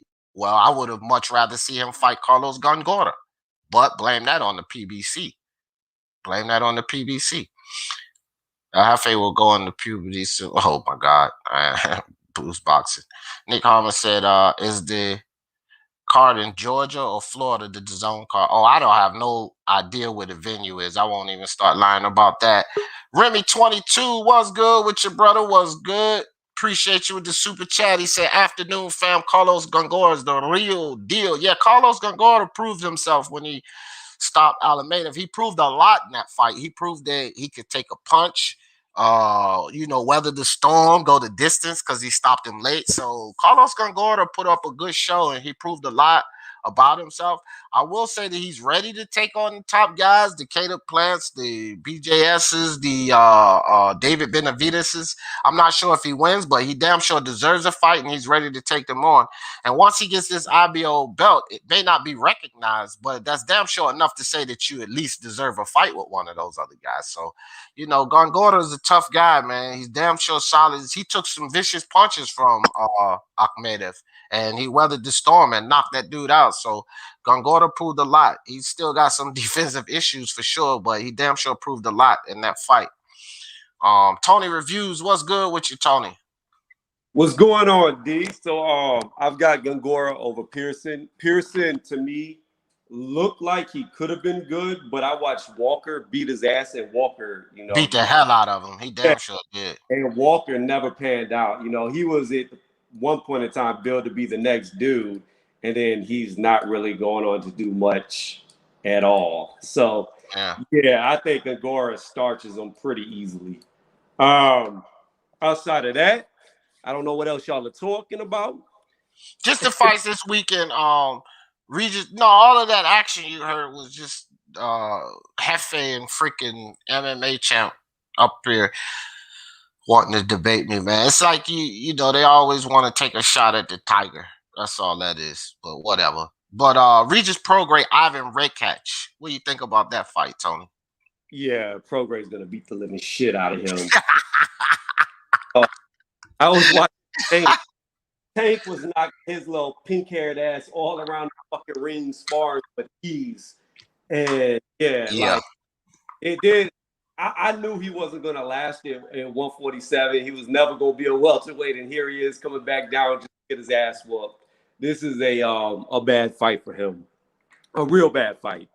Yeah, I agree, bro. I think he's gonna stop him 6 or less for sure. I'm trying to think, probably 4. I'm gonna pick 3 or 4. But G Garcia, what's up with your fam? Boxing Monster says El Jefe created Free Smoke, and others have copied that style. Well, yeah, the MXBC El Jefe and them, they get all credit for that Free Smoke. I see a whole lot of people with this Free Smoke shit now, but Free Smoke started with Jefe, Coco, and the MXBC all day, hands down. They was the first one that started that shit. So yeah, he get credit for that, monster, but he damn sure got his ass body bagged and toe tagged up here today. Him and his MXBC buddy, goddamn MMA champ. And Tony, you missed it you came in on Jefe. Let me tell you about this dude, MMA champ, Tony. He come up here trying to debate Demetrius, Andrade, Liam Williams, and all of this, right? So Tony, I start asking him. He says, Demetrius Andrade Sulecki is better than every one of Liam Williams' opponents. Facts. I said, okay, well, what about Heffron? What about Atlantis Fox? I don't know those guys. Why the fuck can you say Sulecki's better and you don't even know nothing about these guys? You can't make an assessment. You don't know nothing about his opponents. Easy body. Like easy work, fam. Like, what the hell, bro?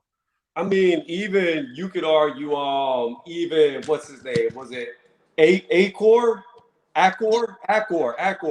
I didn't even go that far, fam. I didn't even go that far. He doesn't have the best of records, but he's still a good fighter too. Like, yeah, no. But it was worthless. It was worthless, Tony, to even go there, right? Because before I started naming off more Liam Williams opponents, the first three that I named off, the dude admitted he knew nothing about them. Right. And that's what I'm like. If you don't know shit about his opponents, then how the fuck can you have a debate? You don't even know the other side. Right. Hold on, right quick. Hold on. Y'all go ahead and kick it for a second. What I was going to ask is, or I'll stay is, the only person to beat him, if I'm correct, was Liam Williams, who is a good fighter at that. Like, so this dude's only actually lost to Liam Williams from my recollection. I think he lost to Liam Williams twice, and that's all he's lost to. So he's only lost to one guy. So those two losses don't really mean anything as far as having two losses, because really, when you lose to the same guy twice, it's really kind of like just one loss, in my opinion, because it's not like somebody new beat you. So I don't know what they're talking about him being bad. This is probably going to be Andrade's hardest test. I guarantee you. I'm not saying Andrade's going to lose, because I don't pick him to lose, but I guarantee you this is going to be a tough fight. This ain't going to be no fucking walk in the park for him. Especially with the competition he's been fighting lately. Yeah, no, this is a real ass fight. Yo, what's up, man? It's Dead Game. Who are you, bro? What's that? Who is who? Who are you? This is Dead Game. I just wanted to know who I was about to chop it up with. Tony's Reviews. Tony's Reviews? Yeah. Yeah, what's up, man? Yeah, I agree with you totally, bro. My thing is, I think I would like to see Demetrius get this stoppage though. Because what you're saying is this guy has pretty good accolades. He's pretty strong. He got some knockout power himself. So if Demetrius can, even though not a whole lot of people looking out for the fight, and for Demetrius himself, if he can put a spectacular performance on against this guy, it'll do good for him in the future. So we just want to. I want to see a stoppage. Just that boxing stuff. It's not gonna cut it to make a statement for me. I'll say this real quick, Tony. I'm gonna say this, Dead Game, about that. If, in my opinion, if Demetrius Andrade beats Liam Williams, he gets full credit to me. I don't care how he beats him. If he gets his hand raised, I give him full credit. I don't necessarily have to have a stoppage. That's just how I look at it. Because to me, this is by far Demetrius Andrade's toughest opponent in his entire fucking career. And if he should get past this, he gets full credit from me. And D, I agree with you, D, but because Demetrius' career has been so stagnant, for me personally, I need more. I need something spectacular. I need a dramatic knockout. I need a stoppage. Because he's been so stagnant, bro. I agree. This is going to be a good win no matter how he does it. But personally, for his career and the way I'm looking at it, and as a fan, I need a stoppage. Okay, well, let me ask you something as a fan, real quick, Tony. Because see, this is shit I be going in. I think I'll be starting some of these debates. So let me ask you this as a fan, and you need more. As a fan, I need more from Tank Davis. But it don't seem you need any more from him. So why don't you need more from Tank? Because I need more than these fugazi ass fights, these Leo Santa Cruz shows. You skipping a whole fucking division of very valid opponents. As a matter of fact, let me rewind that. You skipping 2 whole divisions to fight a guy not on your level. I need more than that, Dead Game. Why would you skip Shakur? Why would you skip Valdez? Why would you skip Heron? Why would you skip Ryan? Why would you skip Devin? Why would you skip Lomachenko to go fight a B-level fighter at best? Like, I need more from Tank. So how could you require so much more from Demetrius but be so satisfied with this foolery we got going on with Tank? Well, I'm gonna say this. Like I say, Demetrius, I think he needs to put on a spectacular show for me But with Tank Davis. What he's doing, going to 140, from 130, going to 140, fighting a champion, collecting a belt over there before all the young lions get over there. To me, I don't see a bad thing with that, so I'm satisfied with that. Mario Barrios is a very competitive guy. He's pretty big, he's pretty strong. That's going to be a good entertaining fight for me. I don't know about for you, but I think it's going to be a show. We're going to get what we pay for, if you pay for it. Like I'm going to pay for it. So so Mario Barrios is a quality competitor, and he's going up in weight. And and some people really think it's a 50-50 fight. So I'm good with that fight. all right. So Steve, Go let me ahead, Tony. Yeah, yeah, jump in on that because yeah. I was getting ready to come back with that. Go ahead, bro. Okay, first off, Demetrius Andrade is not a knockout artist like Tank Davis is. Tank Davis is billed as a knockout artist. That's what you watch his fights to see, his knockouts. Andrade is more methodical with his attacks. So I don't really need to see a knockout from Andrade to be impressed because that's not really his MO. That's not the way that he really fights. He attacks you methodically, breaks you down, works around you, and gets you out of there. Like that's not get out of there, but outdoes you, outworks you, makes you look bad. All right. Down to fight to his pace. Like whereas Tank Davis is trying to get you out of there, actually get you out of there and knock you out. On top of that, Marios Barrios is a bullshit fight. First off, yes, he has a belt, but it's a lesser belt. It's goes back to the thing of there's too many fucking belts in boxing because Marios Barrios shouldn't even be a fucking champion because they've already delegitimized that belt, and the real belt is the super belt. So the real champions of 140, there's two people, Ramirez and Taylor. That's where it stops. Everything else is baby belts. All Tank's doing is going up there to fight a guy who you say is bigger than him. However, he started at 122 pounds. So this is another 122-pound fighter that Tank Davis is going to fight yet again. So, Wow.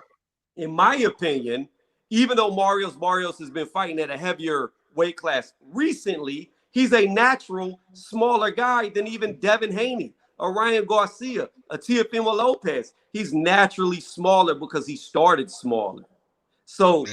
I find that fight bullshit, outrageous, and the only people who support it are people who don't really realize that he's just becoming a 3 division champion off a fucking baby belt to fight the weakest opposition he can. Because every other guy at 135 that he leaped over, I believe, would beat Marios Barrios pretty easily. For sure. For sure. For sure. Teofimo knocks him out. Ryan most likely knocks him out. Devin Haney outboxes him easily. That is for sure.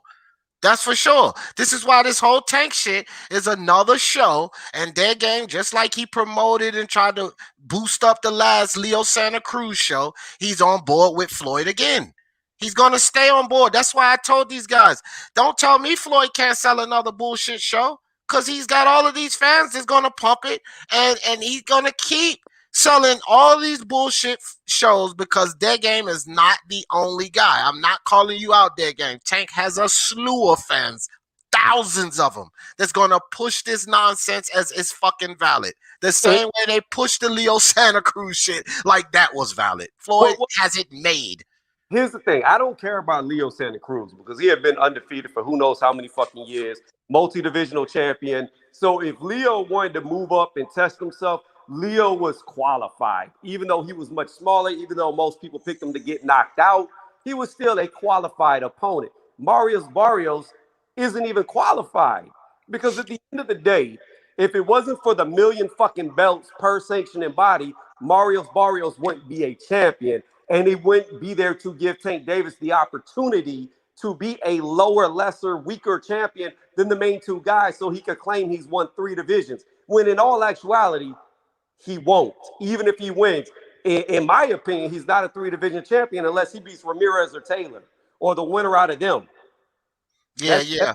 That's a fact. Jose Yepes, you say Free Smoke Friday. Who was the originator of Free Smoke Friday? Jose Yepes, Free Smoke is an idea of a type of a live. Just because you stick Friday on the end of it, don't mean you ain't copying Free Smoke. So just stop it, dog. Like this is a stupid fucking argument, bro. It was Free Smoke. Just because you stick Friday on the end of it, you think all of a sudden he created it? What are you, dumb? That shit started with the MXBC Free Smoke Lives because he put Friday on it. It's original. So hold on. So Walmart was original, and they didn't copy off of fucking Sears and Roebuck and Kmart, right? Walmart was original too, right? Hell, FA, get the fuck out of here, bro. Just because somebody adds on to what was automatically created, it's original. You just you one-sided. You don't like Hefe and them, and you all on black and brown's balls. So stop it, Jose Yepes. You're biased. They started that over at MXBC, fam. Point blank, period. I don't What's know. up, Two Hands? What's good, Two Hands? Oh, I know, because I was around all of these guys. I got much respect. What Black and Brown has is a very good platform. Free Smoke Friday is fire. But we ain't gonna act like Free Smoke was not originated at the MXBC. It was, bro. Before anybody was doing Free Smoke, that title, that idea was MXBC, bro. Why are we trying to rob these kids of their credit, bro? Jose Yepes, you should be ashamed of yourself. They kids. A lot of these guys are under 18. They had a good idea. You trying to take that from them, Jose? Damn, let the kids breathe, bro. I disagree with you on them starting that, because what I know about Hefe and what I found out later about him was he used to be around BFTV's channel a lot. And BFTV really, in my opinion, whether you like him or not, started the big heated debates from the LDBC. So I would say that is an idea that they stole. They may have labeled it Free Smoke, but Free Smoke's been out forever, and the culture. But I'm just saying on the box. It's the idea. Hold on, Tony. I was around BFTB. I had a whole fucking goddamn back and forth about this bullshit. I used to be around that nigga. Now you don't even want. So I know about BFTB too. It's the idea of how they do it. BFTB never did nothing like the MXBC do it. Because for one thing, you can't fucking talk on his fucking lives, or he kicks you the fuck off and then has all his sharks go to eating in the goddamn chat. They don't do that on the MXBC. So whatever it is BFTB was doing over there, it was nothing like the platform they have.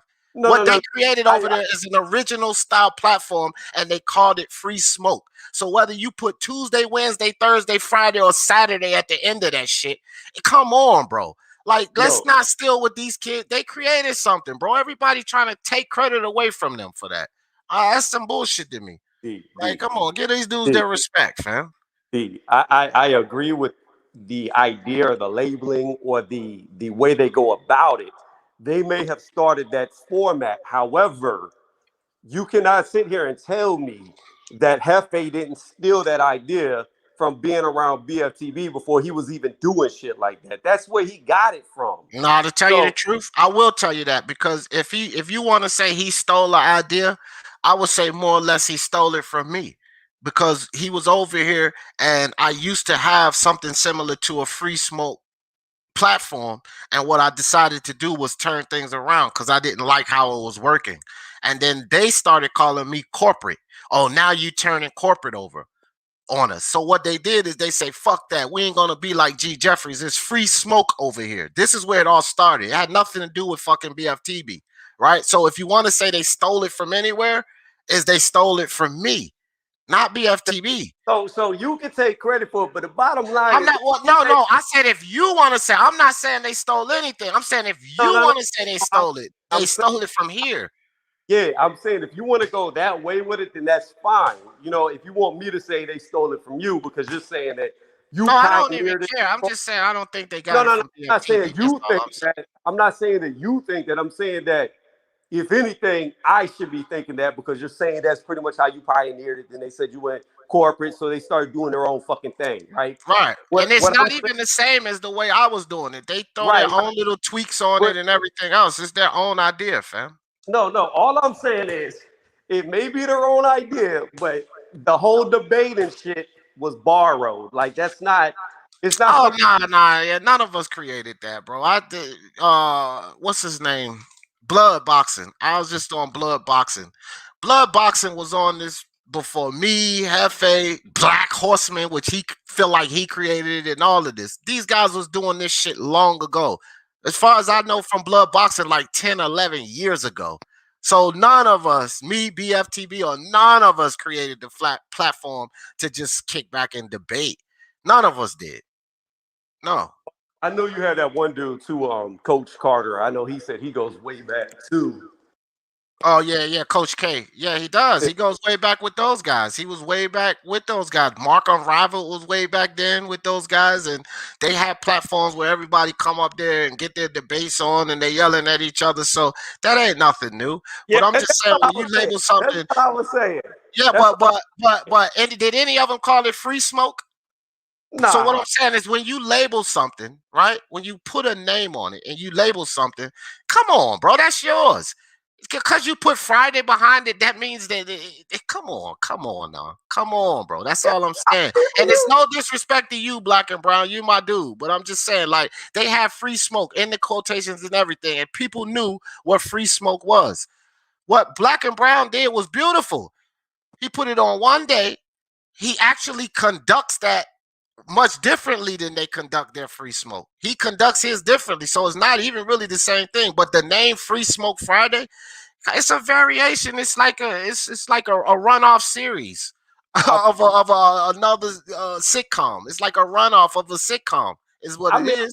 I hear what you're saying, but you know, like I said, it is what it is. But we all know the word smoke wasn't started by them and wasn't used by them first. And you don't want this smoke. Oh, I'm all about this smoke. That was being said way before they deemed it free smoke. But I'll give it to you. I'll concede that how they do it, they came up with their own version of it. But the word smoke, meaning you don't want these problems type stuff, the whole debate platform that existed way before they was even doing it. Or Yeah, calling. man. Yeah, but it's just different, bro. It's just different because I do believe Blood and them was, based on boxing and a lot of that stuff. They had these boxing debates. El Jefe and them debate religion and they debate fucking politics. They debate life. They debate everything. It's just free smoke, open for whatever, fam. It's not really concentrated on sports. It was a whole different platform. You could get at another man because here I didn't want people to continue yelling at each other. Even when Blood Boxing and all of them, I be on Blood's lives, these niggas still yell at each other over top of each other. Sometimes when we on Black and Brown, like when I was getting in Johnny Boy, Black and Brown be like, ho, this one-on-one, guys, let them go. They don't do that on the MXBC. They just go, it's all out. It's free for all, free smoke. So that's their thing, Tony. This is all I'm saying is they said free smoke and they labeled it, and that is different from what BFTB was doing, Blood, different from what Black and Brown is doing. It was their thing. So if somebody comes with free smoke, whether they put Friday, Saturday, or Sunday behind it, come on, bro. It's like a runoff. That's all I'm saying, bro. I'm not saying that though. You my bad, Black and Brown. You can't. This is all I'm saying. Jose Yepes can't run over to the MXBC and say Black and Brown originated free smoke. Anything. Well, I don't believe That's that bullshit. Well, that's what they saying. So that's where the whole discussion came from. I was going at Jose, Tony, and then you stepped in. Jose trying to say Black and Brown originated this shit. My problem is this, D. My problem is this. I don't see how you can start a series called Free Smoke, then you challenge people to real life boxing matches, and then you don't show up, but yet you create free smoke. Like I don't know. I have an issue with that. Yeah, it still don't. Well, can Don't you put say. a name on that, Tony? Yeah, hold on. Can you No, put a El name on Jefe, that? El Jefe did it. Jefe is the one who invited Tony out to a gym. Tony put this shit on goddamn video, and Jefe ass didn't fucking show up. I seen the whole shit. He ducked that smoke. But this is my thing, Tony. Even though they did that, that don't mean that the free smoke didn't exist when they did that. They still created the platform, dog. So you might not find validity in what they're saying. They still created it. That's don't change it. It don't change it, Tony. Okay, can we agree to this? Can I? Hold on. So I'm gonna concede to you, D, but instead of calling it free smoke, I'm gonna just call it invisible smoke. Carbon monoxide. Carbon monoxide Friday. I'm not Friday, but carbon monoxide. That's what they should change the name to, because it's invisible, senseless, tasteless. You can't smell it. No, but That's you know what though? priceless, God. In all seriousness, I have heard Hefe talking on other platforms randomly, and it doesn't seem like for the most part he's about that bullshit anymore. So as long as he keeps it, Oh yes, he is. He that's just cool. came here with that bullshit today. I ain't cutting his Missed it ass then. I loose. missed it. I Yeah, missed you missed it. You missed it. Him and MMA champ came over here with that bullshit. But with me, I love those guys. And they can come over here with that bullshit all the time. But that don't mean they ain't free of the bullshit. He full of shit still. Hey, I love D, it though, what's bro. up, What's man? up, D, Black and Brown? let me get in here, D. Hey, Hey, I was listening to your show. I was enjoying the show, just chilling at work, and then I'm just hearing all. Then I start hearing all kinds of Free Smoke Friday and this and that. Let me speak for myself, okay, real quick. Do your thing. Do your thing. The UGC is where I really like found a home, bro. When I came to this YouTube shit, the Right. UGC is where I got my start at. That's my first link I hit. They gave me my first opportunity. They were the originators of some Free Smoke shit. I hear people saying the MXBC, bro. They came way later. They came way later, and El Jefe wasn't even part of the MXBC at first. People's timelines are a little bit fucked up. People's timelines are fucked up, man. And I just want to let you know, I heard what you were saying. None of my shit came from the MXBC, bro. Not one drop of it. If anything, I'm a UGC, baby. I come from the UGC, brother. That's where the Free Smoke originated at. If you want my opinion, that's who. Hold on, D. That's who inspired me. Not to only have a channel, but to be a Free Smoke channel is the UGC. I got to go back to work, though, D. I respect you. I got nothing but love for you and everybody in your community, brother. I'm out. Right, no doubt, and I can get down with Black and Brown with all of that, because I was at the MXBC before, the UGC before he was, and I remember when he showed up, and I remember Black and them saying, that Free Smoke this. I remember that phrase. So if he was inspired by that, that could be all true, and he wasn't inspired by anything that Hefe and them was doing. That could be true as well. But let me clear this up, which I just explained. Black didn't start shit, because Black used to be a part of the fucking LDBC, and they kicked his ass out. So he got that idea from them. And as far as the UGC, they never had, like, Black ain't never put up a live and labeled it Free Smoke this or Free Smoke that. They might say that shit like, we say capping, right? If somebody put up a live, no capping, and they put that title, and that's like, you idiot. A lot of people say you idiot, but I've actually coined that and made it a segment. Now, if somebody else on another channel comes out with you idiot Tuesdays, come on, bro.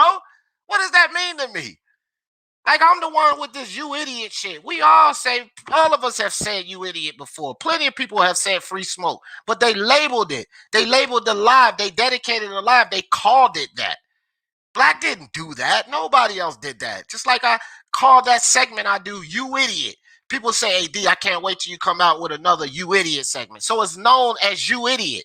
What El Jefe and them was doing was known as Free Smoke. Right? Like, what part of this are we missing? Yeah, people said it. Yeah, people had somewhat of the same concept. Yeah, people been doing debates, but let's just be reasonable about shit.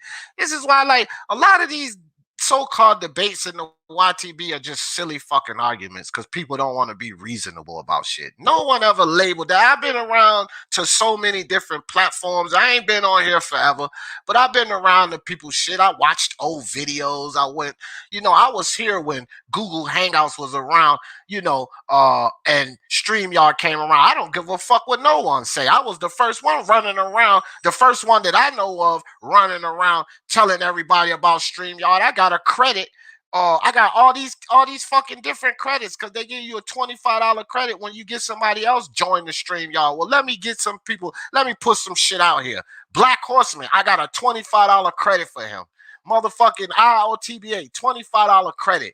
BFTB, $25 credit. Corey Lee Boxing, $25 credit. And the list goes on and on and on. Because when people was saying, what am I going to do when Hangout stop? I was already on fucking StreamYard, fam. So I remember when StreamYard came out. So everybody want to be the creator or originator or something. That's why I said I didn't originate shit. I just thought maybe that the El Jefe and them got the idea from here. I'm not taking credit for originating shit, but everybody want to feel like they originated something. You know what I mean? And the whole thing just started because Jose Yepes is talking about Free Smoke Friday was the original. It wasn't original anything. And Jose still would be wrong by that because Black and Brown just came up here and admitted that he was inspired by Black and them. So it still couldn't have been originated there, right or wrong. Either way, Jose was wrong. Either way you look at it, Jose was dead ass wrong. That's the point, right? So yeah, like I said, I gave it to you a long time ago. They came up with Invisible Smoke. I got you. Yeah. That's just killing me, dog. Carbon monoxide. That's what I'm gonna start calling that line, bro. The carbon monoxide. I ain't calling it free smoke no more. It's invisible gas. But you know what, though? I'm gonna be honest with you. Shit, man. I don't even know any of the members of the MXBC besides like L Dog. That's the only one. Oh shit, man. It's a lot. Ringside, MSBC, Coco the Don, he started it. El Jefe, Young God, fucking OV. They got a lot of members, bro. There's a lot of those guys. I used to hang out with them all the time, but I don't have really time. I haven't been to a lot of places that I used to be on Punch Drunks all the time, BDA all the time, Thunderdome all the time. I was everywhere, but I had to draw back from a lot of that, bro, because I'm like super busy on YouTube and in life. But let's get back to this boxing shit, man. Oh my gosh. I love these lives. As soon as I take the topic, like a main topic off, we right back to the tomfoolery. Look, Hannah Gabriels is fighting this weekend, fellas. What y'all think about Dead Game? What do you think about Hannah? You know anything about Hannah Gabriels, Dead Game? Female boxer.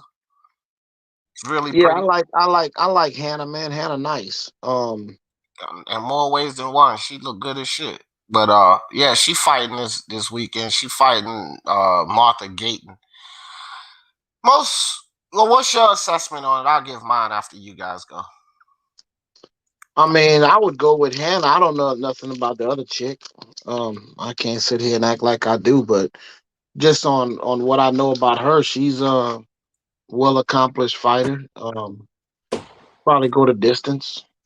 Probably go to distance. I would bet the distance, but I don't know nothing about the other girl though. Go ahead. Yeah, what about you, Tony? I would definitely side with Gabriel's. She had a really, really close fight with Shields. I know I've seen people argue both ways who actually won the fight. You know, Gabriel's dropped her. To this, I think she's the only one to ever do that, right? And the pros. Yeah. I don't care about the amateurs. I'm talking about. No, she is the only one in the pros that put her down. And that was the first fight that Clarissa actually went down in weight whenever she got dropped by her, right? Yeah. So I mean, trying to think. Gabriel's. It was a flash knockdown though. Probably. I think the thing about Gabriel's is she hasn't had a knockout in so long that I would say unanimous decision. But I know the girl she's fighting has lost. I can't remember. Fuck. I hate being on my phone where I can't research shit. But I want to say the girl she's fighting's lost like 8, 9, 10 times somewhere around there. She lost 9 times and she was already stopped twice. She's not a high level fighter. She's the domestic level female fighter out of Mexico. Yeah, that was my point. If she's going to get the stoppage, it's going to be against this type of opponent that she could get it, if she's going to get it. But there's no way possible she's going to lose. Yeah, I'm not sure if Hannah Gabriels will stop her or not. I think that there's a good chance she will.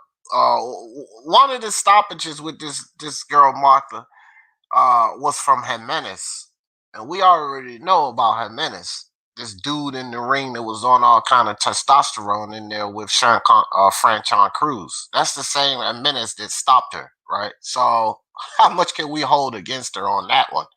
Because Alexandra Jimenez was probably fucking juice to the fucking gills in that fight when she stopped her. You know what I mean? When she stopped Martha. But outside of that, she was only stopped once before. She does have 9 losses, but she's a pretty tough character. I mean, if you get stopped once, right? If you get stopped only one time, the rest of the ladies you took to the wire, and you get stopped twice, and one of the stoppages was from somebody who's juiced to the fucking gills. Yeah, bro. The only other girl she was stopped by was Green, and this girl's pretty exciting. She's been stopping damn near everyone. That girl, what's her first name? She's a ghetto, Shadisha or something like that, Shadasia or Shadisha Green. But she's been stopped. She's got 7 wins, Tony, and she stopped 6 of the ladies. So my thing is getting stopped by her, right, and getting stopped by juiced up Jimenez. That ain't really saying to me that this lady is somebody who's just going in there to be stopped, right? Because she was stopped by somebody who was juiced up, and then she was stopped by a fucking clear knockout style girl. Like, she has stopped everyone but one girl, and that was early, the 4-round bullshit. They only get 2 minutes, so she basically didn't have the time. Once they gave her the time, she stopped everyone else. Right, but this is my thing though. Hannah definitely has pop. Oh yeah. She's highly skilled technically, because as bad as people want to bash on Shield about her lack of knockouts, lack of power, she's very technically skilled. She's a good fighter. Yeah, but for sure. Hannah was going toe-to-toe, blow for blow with her technically. So, the thing about it is accumulation of punches add up. And I think that she has a good shot at knocking her out due to her technical ability to land a lot of shots on her. I think the girl isn't going to be defensively sound enough to stop the onslaught that's about to piece her up. Yeah, I think she's going to stop her too, because she got 10 whole rounds to do it. She got 10 whole rounds to do it. So I think maybe later, though, like 8 or 9, somewhere between 8 through 10. Young God, what's good? What's good, Young God in the building? Ain't seen you in a minute, brother. What's up? I just was going down. I see your name pop up. What's good with you, Young God? So yeah, Tony, yeah. I mean, again, she's going in there. This girl, Martha, I can't remember her last. Gabriels. I mean, not Gayton. Martha Gayton, I think her name is, or something like that. She's going in there to be beaten up. Whether it's going to be a stoppage or this unanimous decision win, she ain't going in there to win. What's up, D? What's up to the panel? What's up, dog? I just want to say real quick, man. The MXBC created Free Smoke, man. The MXBC, Black and Brown is just riding the wave, and there's nothing wrong with that. If you want to ride the wave, ride the wave. But we created the wave. Yeah, let's let that shit die. Let's let that shit die, fam. I don't care about that shit. I already got respect for Free Smoke, bro. Yeah, D, looking back at it, bro. She also 33, so she's not a young spring chicken. So you talk about Gayton, right? Right, old girl. Right, So yeah, she's not. I know Hannah's 38, but still Hannah bangs, bro. I mean, she was banging with Shields in the pocket. So, old girl's gotta be. But she like a 30-year-old 38. You know what I mean? That's what I was gonna say. Like, not everybody ages the same, and you could tell by like if you saw Gabriels walking down the street, you wouldn't think she was that old. She fine as shit too, bro. I try to get at it. She's sexy. Hell yeah, I stab all day long. D, I just wanted to come here and apologize for bodying you on your own panel. My God, dog! Don't come up here and start that, man. Let's talk boxing. Hey, but I want to give my prediction. Me if I was a fucking cadaver, L Dog, what's your prediction on Regis and Redcatch? I want to get your predictions on that anyway. Man, I think Regis is gonna stop Redcatch, and there was actually some decent money to be made. Like, I mean, not the best, but it was like $1.36. So you can throw that in a parlay or something, and safe result for the stoppage. But yeah, I think he'll stop him. Yeah. What round?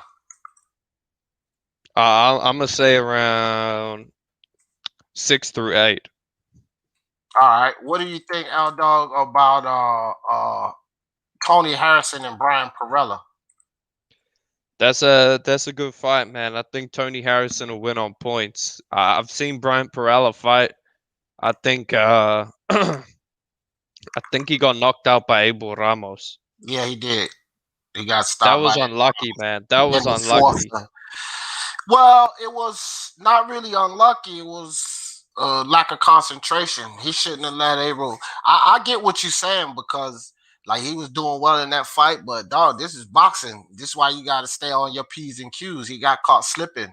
You know what I mean? But he was doing very well in the fight. If that's where we're going with it, I agree. He was doing very well in the fight. But dog, when you get caught slipping, you know that shit can cost you in this sport, and that's what happened to him. He got caught slipping. Yeah, but I don't think Perella. I don't think Tony Harrison's a good boxer. That's the thing, and Perella. My whole thing about Perella is I don't know what happened, Eldo, but my whole thing with Perella is he don't have that, like, this dude don't got no diamond chin. I mean, no knockout, no concussive punch. If he was a guy who, had his losses or whatever, but he had like a hard shot, he was a good knockout puncher or something, then I would say that Tony Harrison may be in some trouble because Tony Harrison got a bit of a chin issue there. But Perella is just not that guy. He's not this knockout guy. And everybody he did stop was low-level fighters. Definitely not a Tony Harrison because Tony Harrison's a high-level boxer, Well, that and you got to understand that whenever he got knocked out by Charlo, he was winning the fight. He just took a split off. Facts. He was actually. Yeah, and then that was not the first time they fought. So the first time he fought, he went all the way with him and won the decision against Charlo. So I don't think Perella has the power to hurt him, in all honesty, especially if he stays on his P's and Q's the whole fight. And a guy who 17 and I think 3, there's no fucking way he just doesn't have the experience. There's no way. This is the type This is the type of me? This is the type we hear you. This is the type of fight you do when you're coming off of a knockout loss to get your confidence back. That's all this is. Yeah. Hey, but I heard some little white boy talking shit about me, bro. On here, man. What's going on, bro? What? What's up, little bitch? All right. Yeah. Pay no attention to that, Tony. But yeah, back to the discussion. I guess LFA just wanted to come get kicked off again. That's all. No. But here's the question: if he's calling people bitches, right? And he challenged not just myself, but other people to a fight and never showed up for multiple people, then what does that make him? Yeah, bro. My question is, I don't even know why the dude came up and said that about you, dog. Yo, D, here's my question to you. What is a bitch of a bitch? I don't know, dog. I ain't getting into that, man. Hefe crazy. He got no room. Look, Hefe my dog and everything. He got no room to say anything about Tony reviews because that shit was exposed for everyone. You can go back and watch it. Tony showed up at the gym. He said, "Here I am. No, I'm right here at the gym." Then after they called me out, he had it all on film. He walked in the gym and everything. Ain't none of them people heard 2 words about it. They ain't no fucking LFA. Hey, bro, that shit was priceless. So, Hefe, Tony got you on that one, dog. You did not show up, and I was there to witness that shit, dog. I can't even lie. Tony was there ready to goddamn get your ass in the ring and douche you up, dog. Hey, D. Yeah, what's up, bro? Got a guy. Who is Mohamedov? Majmedov? Majmedov? Yeah, Majmedov. It's Majmedov, and he's a good fighter. He's a prospect, but he's got good amateur pedigree. He's got fucking power, and he's gonna stop Fedosov, I would say, in 5 or less stoppage. Is that you talking about him that's fighting Andre Fedosov? Yeah, but Fedosov is 31-3 with 25. That's right. He's a solid fighter, but what you gonna see You're gonna see. Fajidov is I mean, Fedosov is declining their game. He's not at the beginning, he's at the end. You understand? And Majidov is coming out and he's a standout. He's gonna stop D. him, fam. Majidov is 34, boy 35. Do what? Yeah, Majid but Joe Joyce is 35. Just because you just coming in don't mean that you're not a prospect. He's a prospect. The age is there. Yeah, I get it. But Fedosov is at that age, but with the pro wear and tear, fam. One guy has right. 3 fights, the other guy has fucking almost 40 fights. So you do the math. Who's the older fighter? Yeah, they're close to the same age, but whose body is older when it comes to this sport of boxing? That's clearly Fedosov. Clearly. Yeah, I mean, a prime example of that was McCaskill versus Breakers. Like Exactly. they're both very close in age, but Breakers has got all that wear and tear on her body at 38. And then you see McCaskill, who looks much younger than her, but she's 36. Right. Not a lot of wear and tear. So, like, wear and tear will age you significantly. And when you don't have a Hell lot yeah. and you've taken care of your body, you can go older in life and do things if you never did it, like, younger like that. So, you really can't go off the age like that. You never heard that one, lady Shan? Yeah, that's a hood thing. I don't know. We say that in DMV, Baltimore, Washington, and Virginia. I'm not even sure if they say that everywhere. Some people say smash, some people say cut, stab, whatever. It's all kind of damn analogies for sex. And this, what does the kids say? Hook up, link up, chill. I think chill is the new one. I was like, bro, did you, Tony, my daughter just, because I stay up with this shit because of my kids, right? But she just told me that's what it means in 2021 when one of them come actually. This is my 22-year-old told me this. She said, yeah, if a dude or girl asks you to come chill, that means you wanna have sex. And I'm like, damn. Well, Yeah. I thought chill just meant come to chill. You know what I mean? Just come kick it and shit. No. You know that. I'm gonna say a saying that I know you've heard. Netflix and chill. Yeah. Yeah, so that if you saying that, you about to get some. That's what you're about to do. Like, that's what your intentions Well, are. when she told me, I was like, okay, well, yeah, I get it. You know what I mean? I get it. It's not like I don't get it, but I'm old, man. I don't, you know what I'm saying? I'm old. You know what I'm saying? I just caught up with smash and stab. Now I got to switch to chill. That's what happens when you 46. I can't keep up, dog. I ain't even trying to keep up, bro. Fuck that. Actual facts, D and everyone. Saludos to you, man. What's up, MMA champ? What's good with you? Yo, let Yeah. me say this right now, bro. Oh boy, here we go. Go ahead, dog. You know, Tony reviews. El Jefe was at multiple gyms looking for you, bro. Oh my You god. wasn't there, bro. Gosh. Tony, don't feed into that shit. So look. MMA. All right, here we go, guys. Buckle MMA. up. Go ahead, Tony. MMA. So here's what you need to do, because I took it off my video because I don't really care to go after little children over the internet, so I just deleted it, right? But Two Hands still has it up on his channel. Not only did I show up to the gym at the time, the place, the location, when he wanted me to, when he was called out on it, he lied about it. Now, not only did he lie about it, but he fucking was speechless when I played the recordings of him actually challenging me to it. He got caught in his own lies and the same lie while I was right there at the gym. Like, Yeah, that shit was priceless. bro. Listen, bro. Tony, bro. You're a juice head cuck, bro. Oh my gosh. I'm on the juice. You're a cuck. Stop All right. cucking, bro. All Here, right, well, Mark. MMA Mark champ. is autistic, MMA, bro. let me tell you what I am. Mark is autistic, Hold and you're on, cucking Tony. for I'm gonna him. let you go. I'm gonna You're let you go. cucking for Mark, bro. Let me Stop give cucking for my Mark. little piece on it real quick. Yeah, okay. Well, now he's gone, so I'm gonna go, and then I'm gonna let Tony go. I was actually gonna let that one go and laugh a little bit because it ain't shit them boys can say to get their way out of this one. I was a witness for all of this live when Tony first did it. I watched the whole damn thing. It's no denying this. LFA ducked that smoke, fam. Point blank, flat out. Go ahead, Tony. Nah, he's Oh already shit. no point. Yeah, It's he gone. no It's no point.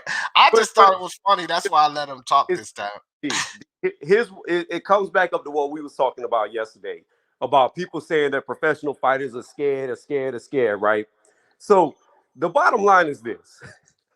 I went 32-0 in the amateurs, and out of those 32 fights in the amateurs with 12-ounce gloves and headgear on, I got 30 knockouts. Okay, I knocked out 30 Ooh. people out of 32 fights with headgear and gloves on. I've been in there with world champions. I've been in there with all types of people sparring. Why would I be scared of some fucking kid over the internet that's never even been near a boxing ring? I Closest don't he's know. been is on TV. Like, it's just ridiculous. They, But I they will got tell they got this thing, Tony. Those guys, MMA, Hefe and them, they just run around saying shit like that. Whether it's true or not, you don't know how many times El Jefe has bodied bagged me. You don't know how many times El Jefe say DSFG, JFL, that silly body bag D. This is what they do. They know it's not true themselves. Like both of them just got bodied on this panel today. Everybody heard it. I can guarantee you they're gonna go around. Oh, I just bodied D today on his own panel. Hefe bodied him too. That's what they do, fam. And they get, I don't know what they get out of that, but but you it's the know, same shit they're doing to you. this is what I tell them all, though. Everybody, anybody who challenges me, I always tell them, catch me today because you're not gonna want me tomorrow. So what I mean by that is 3.5 months ago, when I first built my home gym and started working out, I was only a buck 78 coming back from surgeries. You know what I mean? I couldn't do anything. Well, you know how that is because you've had surgeries too. Yours more Yeah. severe than mine, but you know how it is to when you can't do nothing. So you just watch your body pretty much get smaller and smaller. Yeah. There's nothing you can do about it. So in the last 3.5 months, I've gone from 178 to today. I was 206 when I weighed. It worked today. 206 on a medical grade scale. So I've gone from 178 to 206. When I was 178, I was at like 16% body fat. I'm down to 9% body fat right now. Like these dudes, it's just funny to me. But I'm gonna go check out that dude that was on your channel yesterday, since he's in Atlanta like me. Oh yeah. But Tony refused. Don't lie, bro. Don't lie. Don't El lie. Jefe, El Don't Jefe, lie. he made you duck. You were scared, Tony. So, but That's my MMA champ impression for the day. Hey oh, D that wasn't D. him. I thought that was him for real. Nah, that was me, dog. No, I thought that was him. Yo, you know why I thought it was him? Because when he talks like a skipping CD. Like, Yeah. No, that was me. That's my MMA champ impression.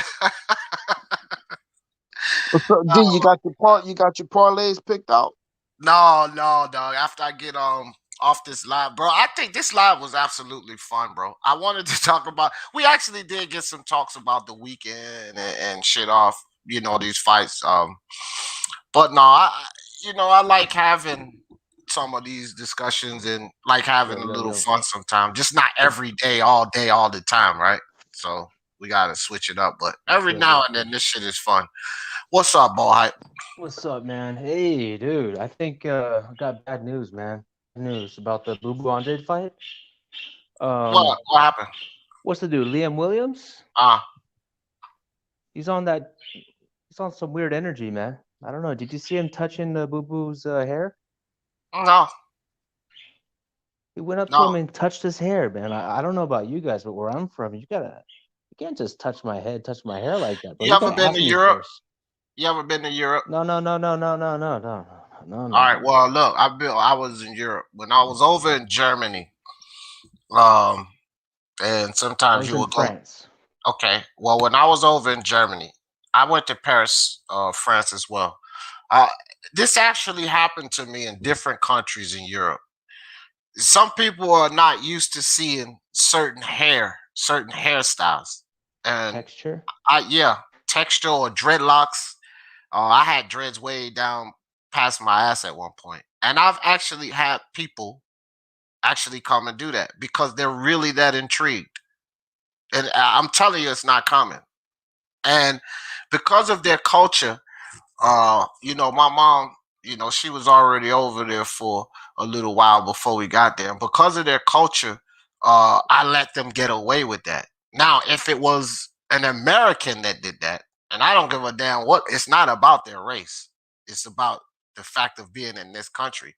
If it was an American that did that, I might raise up and try to knock their goddamn teeth out their mouth. Don't be walking up to, but again, it's a different culture, so you have to have a different understanding. No, I'm not saying that that gives Liam Williams no pass or anything, but just don't associate it as if you see an American guy do that. You know what I mean? Then you could probably be like, oh, that's some kind of fishy shit. But when it's someone from another culture, it could just be something that you don't quite understand. That's my whole point. I don't know. I could see Eddie Hearn's face while I was looking at him. He was kind of looking at Liam Williams like, what are you doing, dude? Like, what'd you do that for? That was just weird. Well, Eddie Hearn is hobnobbing with American people all the time, right? So maybe he understands the culture a little better than you.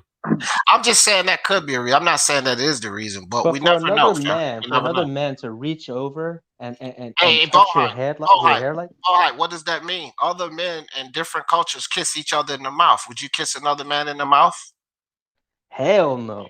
Okay, so don't take your understanding of your American culture and apply it to the rest of the world. This is what I keep telling you, and you just come behind that. But when another man, what if it's not funny to other people, other like men? If it was a girl doing that, I would probably but what if they don't look at it like that in another country, dude?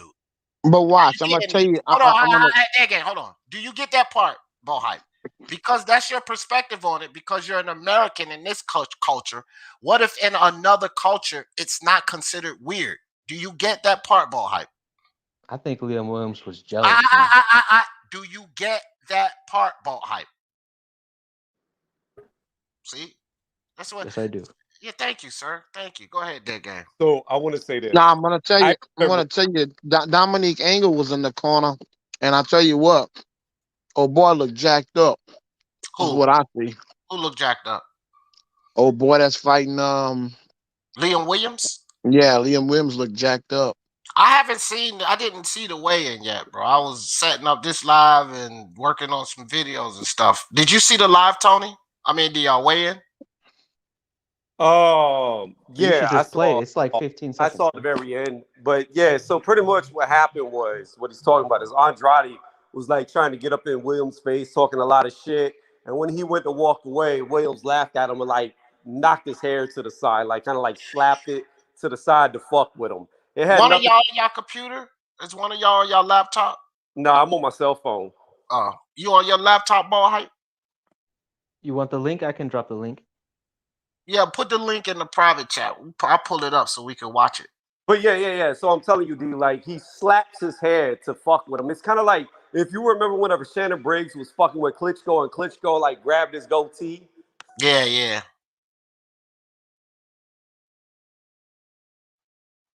Did you follow? Was that me? Who? Oh no. Okay. Yeah. I remember that. Yeah. But he didn't like how he was saying it. It sounded like he was touching his hair or some shit or playing with it. He didn't do that. He just like put his hand out and went boop, knocked it to the side. Right. You know how Reds will bounce. Yeah. Yeah, I had them for 14 years. I know what they do. But yeah, that's what it did. If you watch it, it was like towards the very end of the weigh-ins. Hold on. Don't nobody bother my sis Lady Chan. Don't bother Shan. Don't bother Shan in here. Done them season, motherfuckers. Lady Shan can say what she. Man, LT, I know you not tripping. Don't disrespect MMA champ. He is a walking piece of disrespect. That dude disrespects everybody, dude. What you talking about? Don't disrespect MMA champ. Y'all motherfuckers crazy as hell. Chief Cherokee Chief, what's good with you? Ball Hype, you put the link. Okay, I see it. All right, yeah, let's check this out, man. Yeah, I just remember like when I caught it, it was like at the very end, whenever he did like the little hair bloop. Yeah, I don't. You know what's weird to me, and probably like this dude.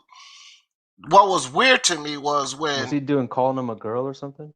I don't know. But maybe if you let me get this out, fucker. what was weird to me was when Anthony Joshua gave Andy Ruiz all of those belts and shit. When that shit was weird to me. That's why he got his ass stopped. The boxing guys was like, "You don't do shit like that. We gonna make sure you Right. get your." Right, Tony. That shit was absolutely weird to me. I was like, what the hell is he doing? Giving him that's almost like you helping this guy visualize. You know what I mean? Well, It's like not you just helping that. this guy visualize the win. Yeah, but not just that. If you remember in the rematch, Joshua tried to hold the belts, and Andrew Ruiz was like, "Nah, you can't touch these." Yeah, I do remember that. Andy Ruiz like, oh hell no, you know what I mean? But no, that's cool though. With what Andy Ruiz did, that's what's expected to me. Like you don't give no dude that you get ready to fight the damn belts, man. What kind of dumb shit? Like, bro, I don't know, bro. I don't know. I can't even tell you, dog. But here it So goes. it's hit the face off. No, that's too early in the video. Oh, I can fast forward it. Yeah, it's I can towards fast the very forward it. end. Because they're gonna weigh. They weigh on the scale, and then they get off the scale. Then they come together. They do the face off. Then it's like it was towards the very end of the face off because after he touches, like flicks his hair, Andrade pushes him away, and then Williams starts laughing at him.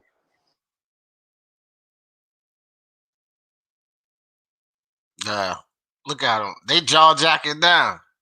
Yeah, yeah. Williams do look in good shape, bro. I ain't even gonna lie, bro. With Demetrius Andre, like one thing. Oh, okay, I see that. Well, like that won't fucking come on, bro. That won't nothing, dog. It wasn't nothing at all. He That made it won't sound nothing, like, dog. Ball hype always yeah, trying to make something out of something, dog. That little bullshit. That's what you was talking about, ball hype. man. Oh my gosh, man, that won't nothing, dog. You making a mountain out of a molehill. You ever heard that statement before? A mountain out of a molehill. He just, if anything, I would look at that as Liam Williams trying to disrespect Andre. I think that like he Yeah, meant to that's be disrespectful. disrespectful. That's what I said, man. Well, That's then bad that's what he's news. supposed to do. That ain't bad news, man. Don't you see people? Do you see what fucking Big Baby Miller did to Joshua? What you thought he was playing and wanted to be lovable when he pushed him? I done seen fighters headbutt guys in the face off. You talk about so he was being disrespectful. That's the fight game, that ball hype. What the fuck you expect? He's supposed to go up there and give him a hug. Like, come on, bro. These guys get ready It's to get weird in the ring energy, and man. take What are their. you gonna touch another It's man's hair for? okay, ball hype. If it's weird energy to you, you just weird, fam. To me, that's boxing. He showed a form of disrespect before they get in the ring with each other. I don't find anything weird about that at all. Was he Nothing at all. serious? Was he laughing? What was his? No, What he was was his trying to be energy? disrespectful. Are you retarded, dude? What's wrong with this guy? Did you kick him off or did he get No, off? I haven't kicked anybody off today, fam. Except El Oh. Jefe when he came in here talking that shit. That's the only to you. He the only one I kicked off. There he is. Yeah, but Bahai, what is wrong with you, bro? I think like I don't know if you playing a game or if you like borderline slow, fam. Cause like I just told you, Just he play was that last attempting. second. Just play No, that no, last no. I'm minute. not gonna play it again. I'm not gonna play it again. We all seen it. But you have But I to wanted to start. say, look at Eddie Hearn's face. What do you think Eddie Hearn thought Yeah, I about don't him? give a fuck about Hearn right now. I want to make a point about this hair thing. Fuck Hearn. I don't care what Hearn thought about it. What I'm telling you is the intent was to be disrespectful. That was the intent. That's what I got out of it. What did you get out of it, Tony? Yeah, he was trying to piss him off, and he got the reaction he wanted because Andrade pushed him, and he Right. started laughing. So you know he got underneath his skin, and that's what he's trying to bait Andrade into a come forward, knock me Dog out fight. fight, so he has more of a chance. He wants to make him mad. Right. And that was intentionally done. That's a tactic. That's all I see, ball hype. So you didn't get any of that ball hype? What me and Tony got out of that? You didn't see that? No way, man. No way, man. You gotta ask me first. I don't care who you are. Unless you're like a cute girl or something like that. You Right. never touch another man's head. I mean, go around the world, any other culture, bro. You don't touch another man's head. You don't do it. All right, well, let me ask you this. So when you say ball hype, I gotta ask you, don't just go touching your hair, right? I can respect that. So if I walk up to you and I don't ask you and I just touch your hair, that's fucking highly disrespectful, ain't it? That's about the most disrespectful thing you could do in certain cultures out here in the world. The Right. most disrespectful thing you could do is to touch another man's head. Okay, hold on, Tony, hold on, because I want to build on this. So, ball hype, if you think that that's the most disrespectful thing you can do, and what we're telling you right here is that the dude was intentionally trying to be disrespectful because they're getting ready to fight. What part of that you don't understand, dude? You just said yourself it's the most disrespectful. So he was trying to be disrespectful, like Tony just explained, to piss him off and bait him into what would be Williams' best chance to win. A dogfight. What part of that you don't get? And not only that, just to make it clear, he probably said a few words to him at the same time. And Eddie Hearn was looking at him like, dude, what are you on right now? What are you doing? Like, go back and look at Eddie Hearn's face. Do you think he was smiling or was he thinking like, this dude's crazy? What do you So think? let's talk about a real face-off real fast. Did you see the Teofimo Lopez Cambosis face-off? No. Oh man, Cambosis is living in this dude's head. Tio got so upset he took off his shirt to prove that he wasn't fat. Like it was like Bro, let me explain something. You know what was said before the Lomachenko fight? The same exact thing. Lomachenko's all in Teofimo. I swear, bro, because I had all of these idiots running over here telling Lomo in his head, Lomo in his head. You know what was said about Jermell Charlo before Tony Harrison? Oh, Tony got the better of him in the mental game, in the press conference, and all. Tony all in his head. What is common? And what was the same with Tony Harrison and Lomachenko? They fucking lost. All of the fans thought they had the mental advantage. They was in their head. He living rent free in their head, and they lost. No, I'm not saying that Cambosis is going to win because of that. I'm just saying that if you watch the press conference, he was getting underneath his skin bad. Like you could tell Tio wanted to fight him right there. It's the same. It's the same. No, I was going to say he even called him out to a fight right then and there, and then Cambosis jumped up like, okay, let's do it. Like it was good. I think it's the same tactic as what Liam is doing here. Because Cambosis Jr. know he ain't going to outbox Tio. He need him to come inside and a dogfight. That's going to be Cambosis Jr. best chance, right? He wants him to come in at him. So I think it was the same tactic that Liam Williams was using. He was trying to get him pissed off. He was trying to so that Teofimo come in there and go all out and attack him. You know what I mean? But yeah, I agree with you. But to get back to boat hype, here's the deal, bro. It would have been weird if Williams would have put his finger on Andrade's dread and started twirling it, and then Andrade, then it would have been weird. Yeah. I don't think it was weird. What was he doing? What was he doing when he reached out to it? Was he trying to grab on it? Was he saying, "This is cool. I like this"? Ball hype. We're not gonna do this, dog. Because now I think you're just trying to be silly. Dog, we already said 3 or 4 times that the intent was to piss. Okay, I know, but we just said 3 or 4 times that the intent was to piss him off, and then now you just said, "Well, what do you think he was doing?" Motherfucker, we just told you 3 or 4 times. We just told you 3 or 4 times what he was doing, pissing him off to bait him in to a damn slugfest. So why you keep asking us what do we think he was doing? Josh Taylor. It's Josh Taylor 2.0. Whatever, man. Who? No, Tony, we're not going to entertain that. Let's move on, bro.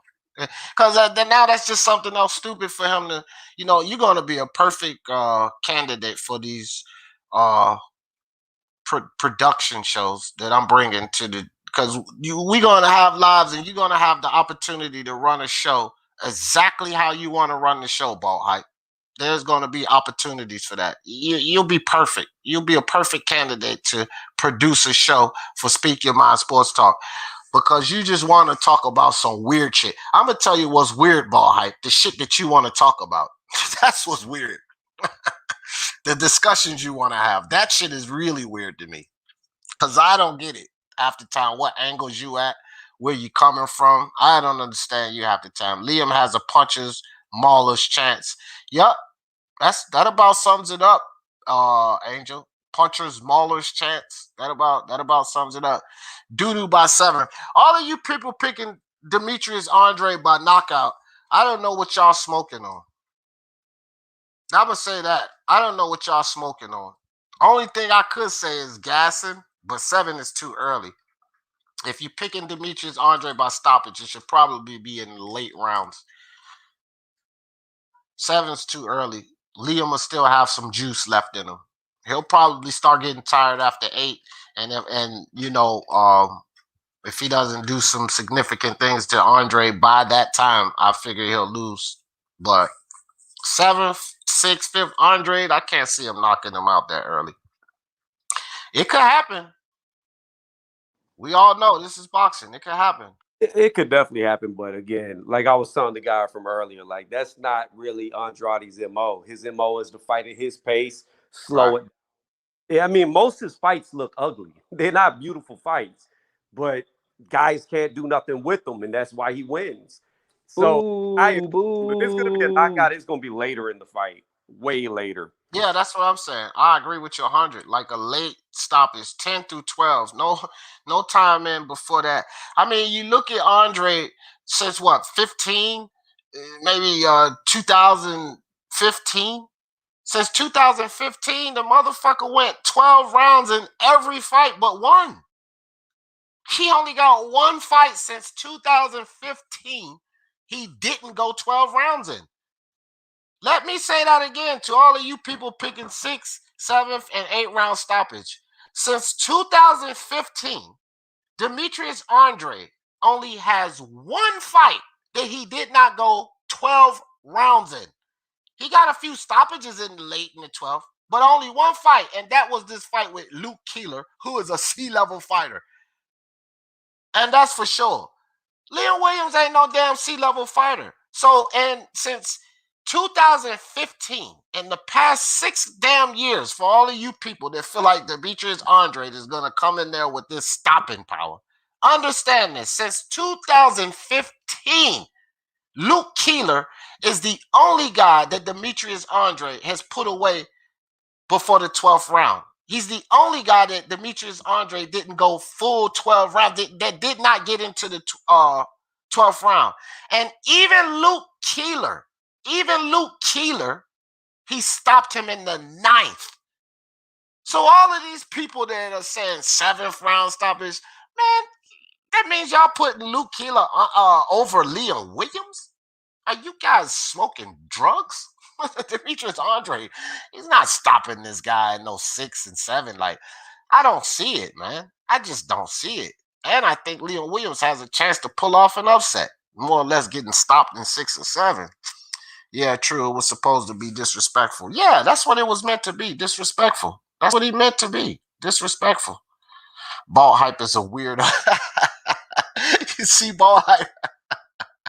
Martin Ramos. No worries, ball hype. I get called everything up here too. Teofimo knows how to get his opponent fired up. I don't know. I think he was actually saying that Kambosos Jr. was getting Teofimo fired up, G. I think that's what you were saying, right, Tony? Yep. It was not T.O. doing it. It was Kambosos doing it. Yeah. He was out talking T.O. the whole time, too. Yeah, there you go, Angel. Now, that's reasonable. 10th, I take 10th through 12, and then I could see that. See, Angel knows boxing, and this is what makes sense. Because once you get fatigued and tired, which Tony can back this up because he used to fucking box, that's when the mental side kicks in. When you have to have that mental fortitude to stay disciplined and continue to do the things that you're supposed to do. Get that hand up when you come off your jab and all of that shit. Move your head. Get off center line. But guys start to fade. They start to forget these things when they breathing hard and they gassing out and the fatigue kicks in and, getting caught with something stupid shit that Boo Boo throws. Perfect. That sounds just perfect to me. Now, that's a good assessment. Late stoppage, Yeah, I like that, Angel. Yeah, just to back that up, that's why in a lot of boxing gyms, not all, but a lot, at least good ones, they do what they call round robins. And that's where you'll get a guy be in the ring with you either for 1 round or he could be in there 2 or 3. It doesn't matter. But after 1 round, 2 rounds, 3 rounds, they put a fresh fighter in. Then they put another fresh fighter in. Then another fresh fighter in. Yep. And by the time you're 12, 15 rounds in, the worst guy in the gym can whoop your ass because you Fuck you up. Yeah, dog. Exactly, Tony. Exactly. Lady Sharon said, deep water is by that's an excellent prediction, Lady Sharon. Excellent prediction, sis. Got the queens up in the building. Lady Sharon and Queen Lisa all day. Yeah, I feel you. I feel you, Sharon. I feel you. That's how I see it. I kinda wish Williams would have twirled his fingers. Oh man, no, that probably would have been pretty funny. Uncle Burn apostrophe, what's good with your brother? If Williams gets cut, he could capitulate. Yeah. I mean, look, let's be honest. This is an uphill battle for Leon Williams. A steep hill at that. That's what this is. This fight's an uphill battle for Leon Williams. You know? And The only thing it'll tell us. Sorry, Go ahead. I just No, want go to ahead. jump in. The only thing it'll tell us, I think, is who's fought the better competition as of late. So basically, you got to stack up Yildirim, Liam Williams. Who's the other guy? Charlo fought like Brandon Adams. All these guys, right? You know, or no, who's he fighting now? Montiel, something like that. You got to look at it and say. Let's look at just Williams and Demetrius Andrade, who they fought. It doesn't really matter who Charlo fought. Not if we Nah, but don't you think Jaime Munguia would smoke Liam Williams? I don't know. Why would I? But my thing is about why would I contemplate that? I want you to start making some sense of what you be asking me. Like, so we talking about Liam Williams versus Demetrius Andrade. Why would I incorporate whether I think Liam Williams would stop Jaime? Make some sense of that to me. Basically, it's the pecking order or how this whole middleweight division will shake out, and if Canelo does decide to come back, who is the Canelo's guy not coming back, bro. If he decides to come back, he will not go back to 160. Yeah, dog. If that was even a case, go ahead, Tony. Or even if they move up, right? Hold on. Go ahead, Tony. Canelo has been eating too many Mexican steaks to be able to make it back to 160. He is so far from being able to make that weight comfortably, he'll never go back. Right. And then here's another thing too, Ball. If he had any intentions of going back, what the fuck would he relinquish his belt for? They won't put no heat on Canelo to let that belt go. No, but Billy Joe Saunders and Andrade were supposed to fight at one point, right? Ball. Yeah, okay. So hold on. I got this, D. So yes, Billy Joe Saunders and Andrade were supposed to fight. However, the fight never happened because Billy Joe Saunders took a bronchodilator nasal spray that was legal to take. It became illegal to take while he was in the camp for the fight. Therefore, he got popped while he was on it. So it was a drug that was actually legal and then became illegal. So the fight never happened. So nobody ducked nobody if you're trying to say somebody ducked them. Let me ask you, Tony, if you understand this, because Fish is like 50-50 with me. Sometimes I understand what he's trying to say, and sometimes I don't. He said Williams got some spite in him. He said Williams got some spite in him if he can get into Andrade. Maybe he meant Williams has got some fight in him if he can get into Andrade, like get on the inside and hit it out with him. Okay. If that's what you're trying to say, Fish, that makes sense. But it just threw me off because spite is actually spelled S-P-I-T-E, right?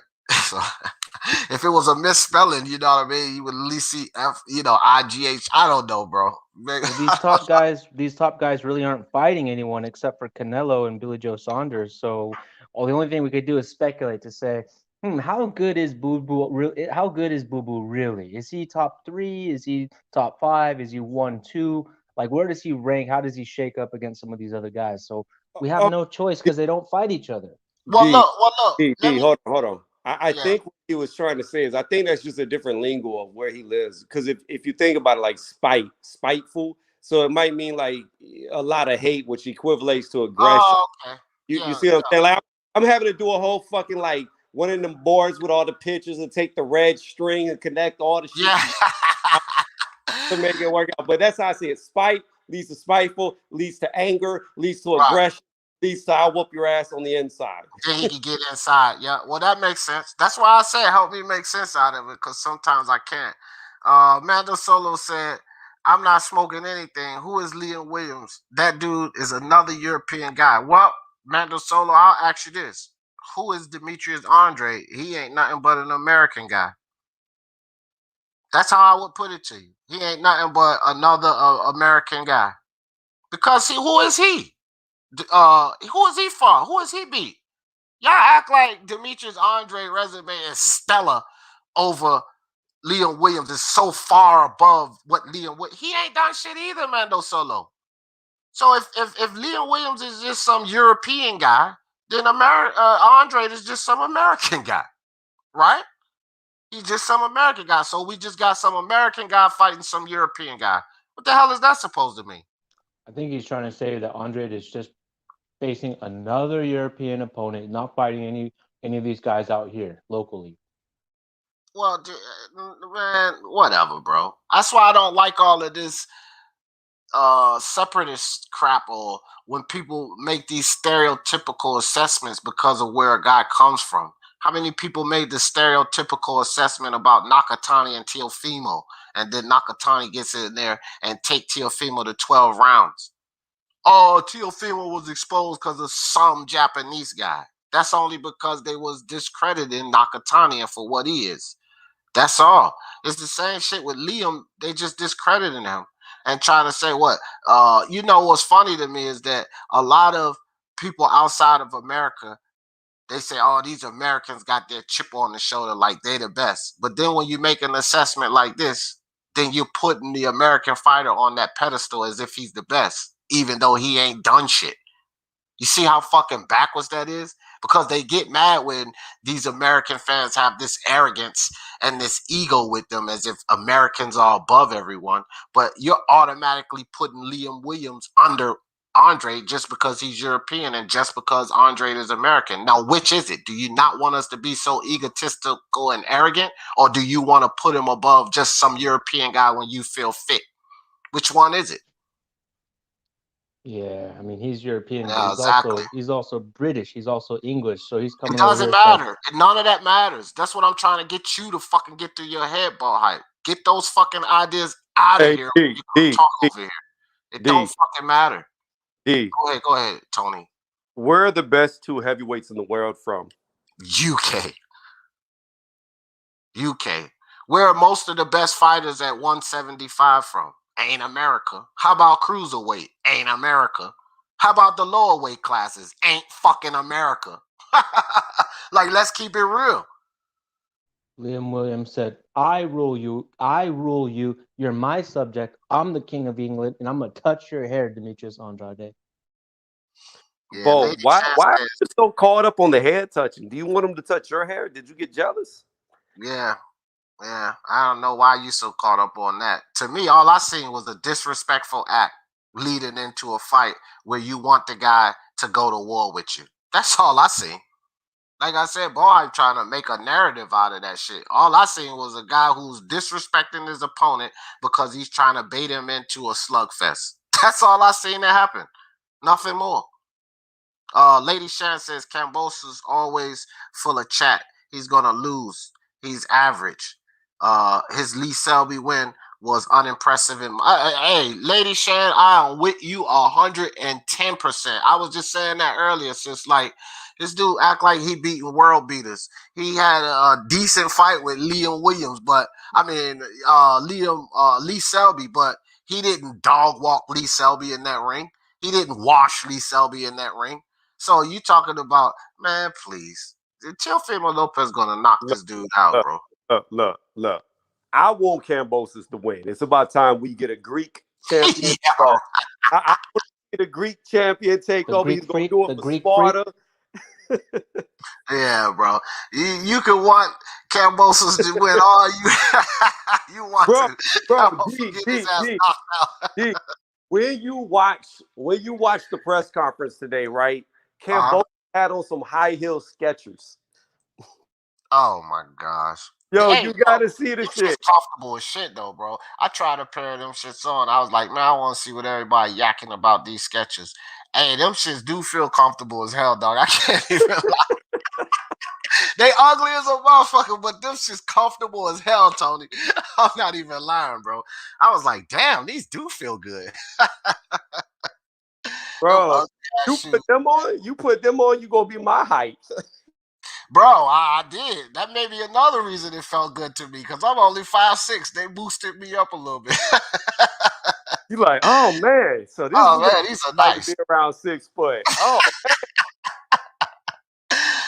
Shit. Mike from Boston, what's good with your brother? Ball Hype is just talking. That's what he do.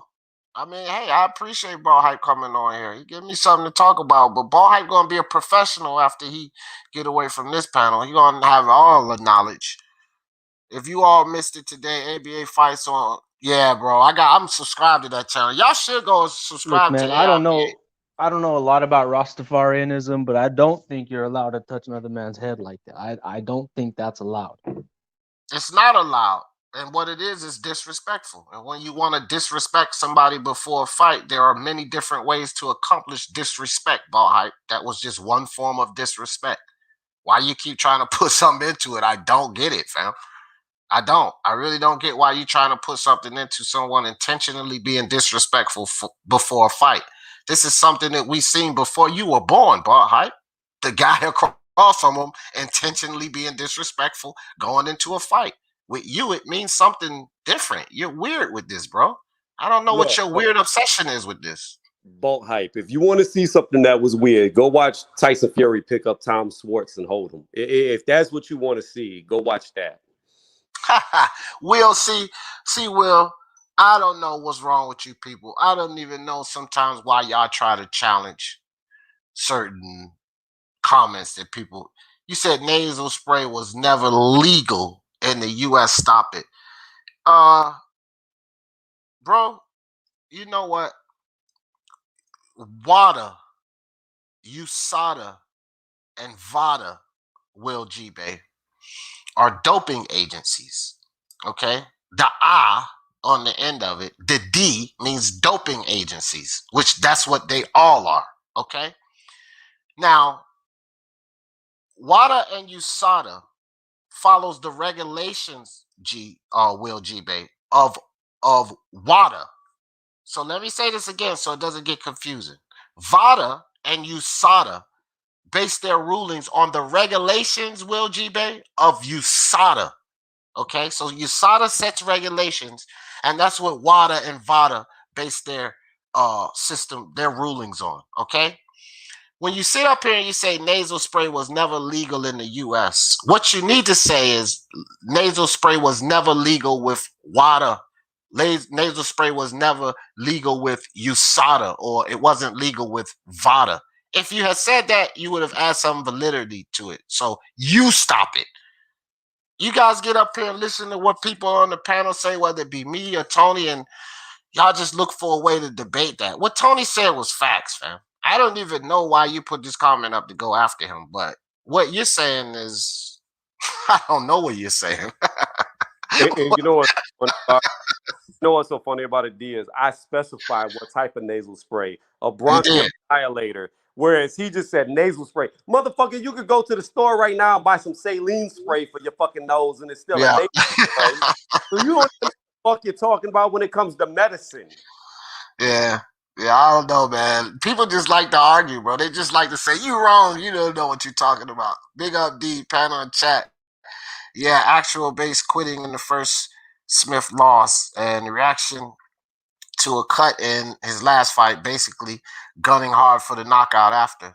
Do you think he react to a cut? Yeah, you know, somebody asked that earlier. I don't know who it was, that if he would capitulate. Is that you? Didn't you ask me that earlier, Uncle Bert? I said, yeah, that's a possibility. If that's based on the same thing you was asking me earlier, maybe I didn't say it, but no, I agree that could be a possibility. You know, Uncle Burnt, sometimes, remember, like we always say, a big portion of this fight game is mental. So sometimes guys that see blood, it don't bother them. But sometimes guys that see their own blood, it just fucks with them. You see that with UFC fighters, kickboxers, boxers. Some guys can deal with it. They see their blood, their own blood. They don't give a shit. But some guys, they get cut, and it just mentally, it bothers them. You see them fight differently and all of that. You see that all the time. So it could And potentially happen to Leon Williams. and some people see blood on your neck and they lick it off. Tyson. Uh, There's only one Tyson Fury, Tony. I would love to see Liam Williams touch Snoop Dogg's dreads like that, or what's the announcer All of right, the zone? hey, hold on. Hey, Let's leave yeah, the hair thing I'm out. Let's leave it about to alone jump now, off. fam. Like this is already played out, fam. Go ahead. What you say, Tony? Yeah, I said I'm about to jump off. I appreciate you letting me on. And Tyson Fury's running out of time to fight AJ. Then he's gonna have to fight Dillian White, and Dillian White's gonna knock that ass out. And then you're gonna be singing, "There's only one." Well, that's Oh boy, all right, Tony. I can't wait till the day they fight, Tony, because boy, you're gonna be an upset guy. I'm gonna get you to buy me a big bottle of 1800, which will probably last me for a whole year. But yeah, that's what I want. Tony, you buy me a bottle of liquor, and I'll buy you your favorite supplement, because I know you take a lot of supplements. Andre versus Akabov was dope, stylish wise. Yeah, it was. You know, that Andre, we've seen some really good appearances by Andre, some really solid fights. I tell you like this: if Andre comes out at his best and Williams comes out at his best, I don't think he can beat Andre. Because I've seen some fights where Andre looked impressive in those fights. Feet was planted. He was placing his shots right. Now, it's been a while ago, but even still, the ability is there. To the eye test, Andre is dangerous, and he's a two-weight champ who's heavily ducked. Yeah, to the people that believe that ducking nonsense, I don't necessarily believe it. I think that there are some guys that didn't want to fight him, but Charlo ducking him, that's PBC garbage. GGG don't want to fight anybody but Canelo, right? Murata, that's the zone and fucking Eddie that won't set that fight up. So who's really ducking him? Like, that's a narrative with Demetrius Andre. And then when we say, he's heavily ducked, well, what about the 4 fights that he's responsible for not engaging in? Like Lara, Jamel Charlo, Matt Korobov, and Derevryanchenko. Those are all on Demetrius Andre, not on the other guys. So, man, damn all of these Demetrius Andre antics, boogeyman. And somebody said earlier, how you going to be a boogeyman when you done pulled out of 4 fights yourself? What kind of boogeyman is that? He was responsible for not taking those fights. He ain't no damn boogeyman. Mo Sheik in the building. What's good? He said, hold on. When Billy Joe was pulled from the fight, he was offered an immediate rematch, and he turned it down. So it shows that, Billy Joe, but that's one guy. But I don't know. Like I always said, Billy Joe gets the fault for Demetrius Andre. I give Billy Joe all of that fault, Mo Sheik. Hold on. I got something to say about Demetrius Andre, man. Some of you guys in the chat giving Demetrius Boo Boo Andre a hard time, man. Cut the guy some slack, man. Let him show us. Boy, you cut out. Fix your mic.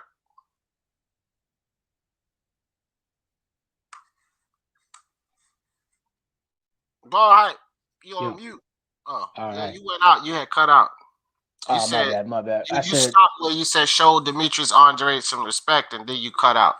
Yeah, show him show him respect, man. He's a late bloomer. I'm a late bloomer. Some of us are late bloomers. I'm a late bloomer. For my whole life, I was a nobody, and now today I'm on D. Jeffrey's show. So some of us are late bloomers. So trust and believe, bro. When you over here in this community, and no one over here is a nobody.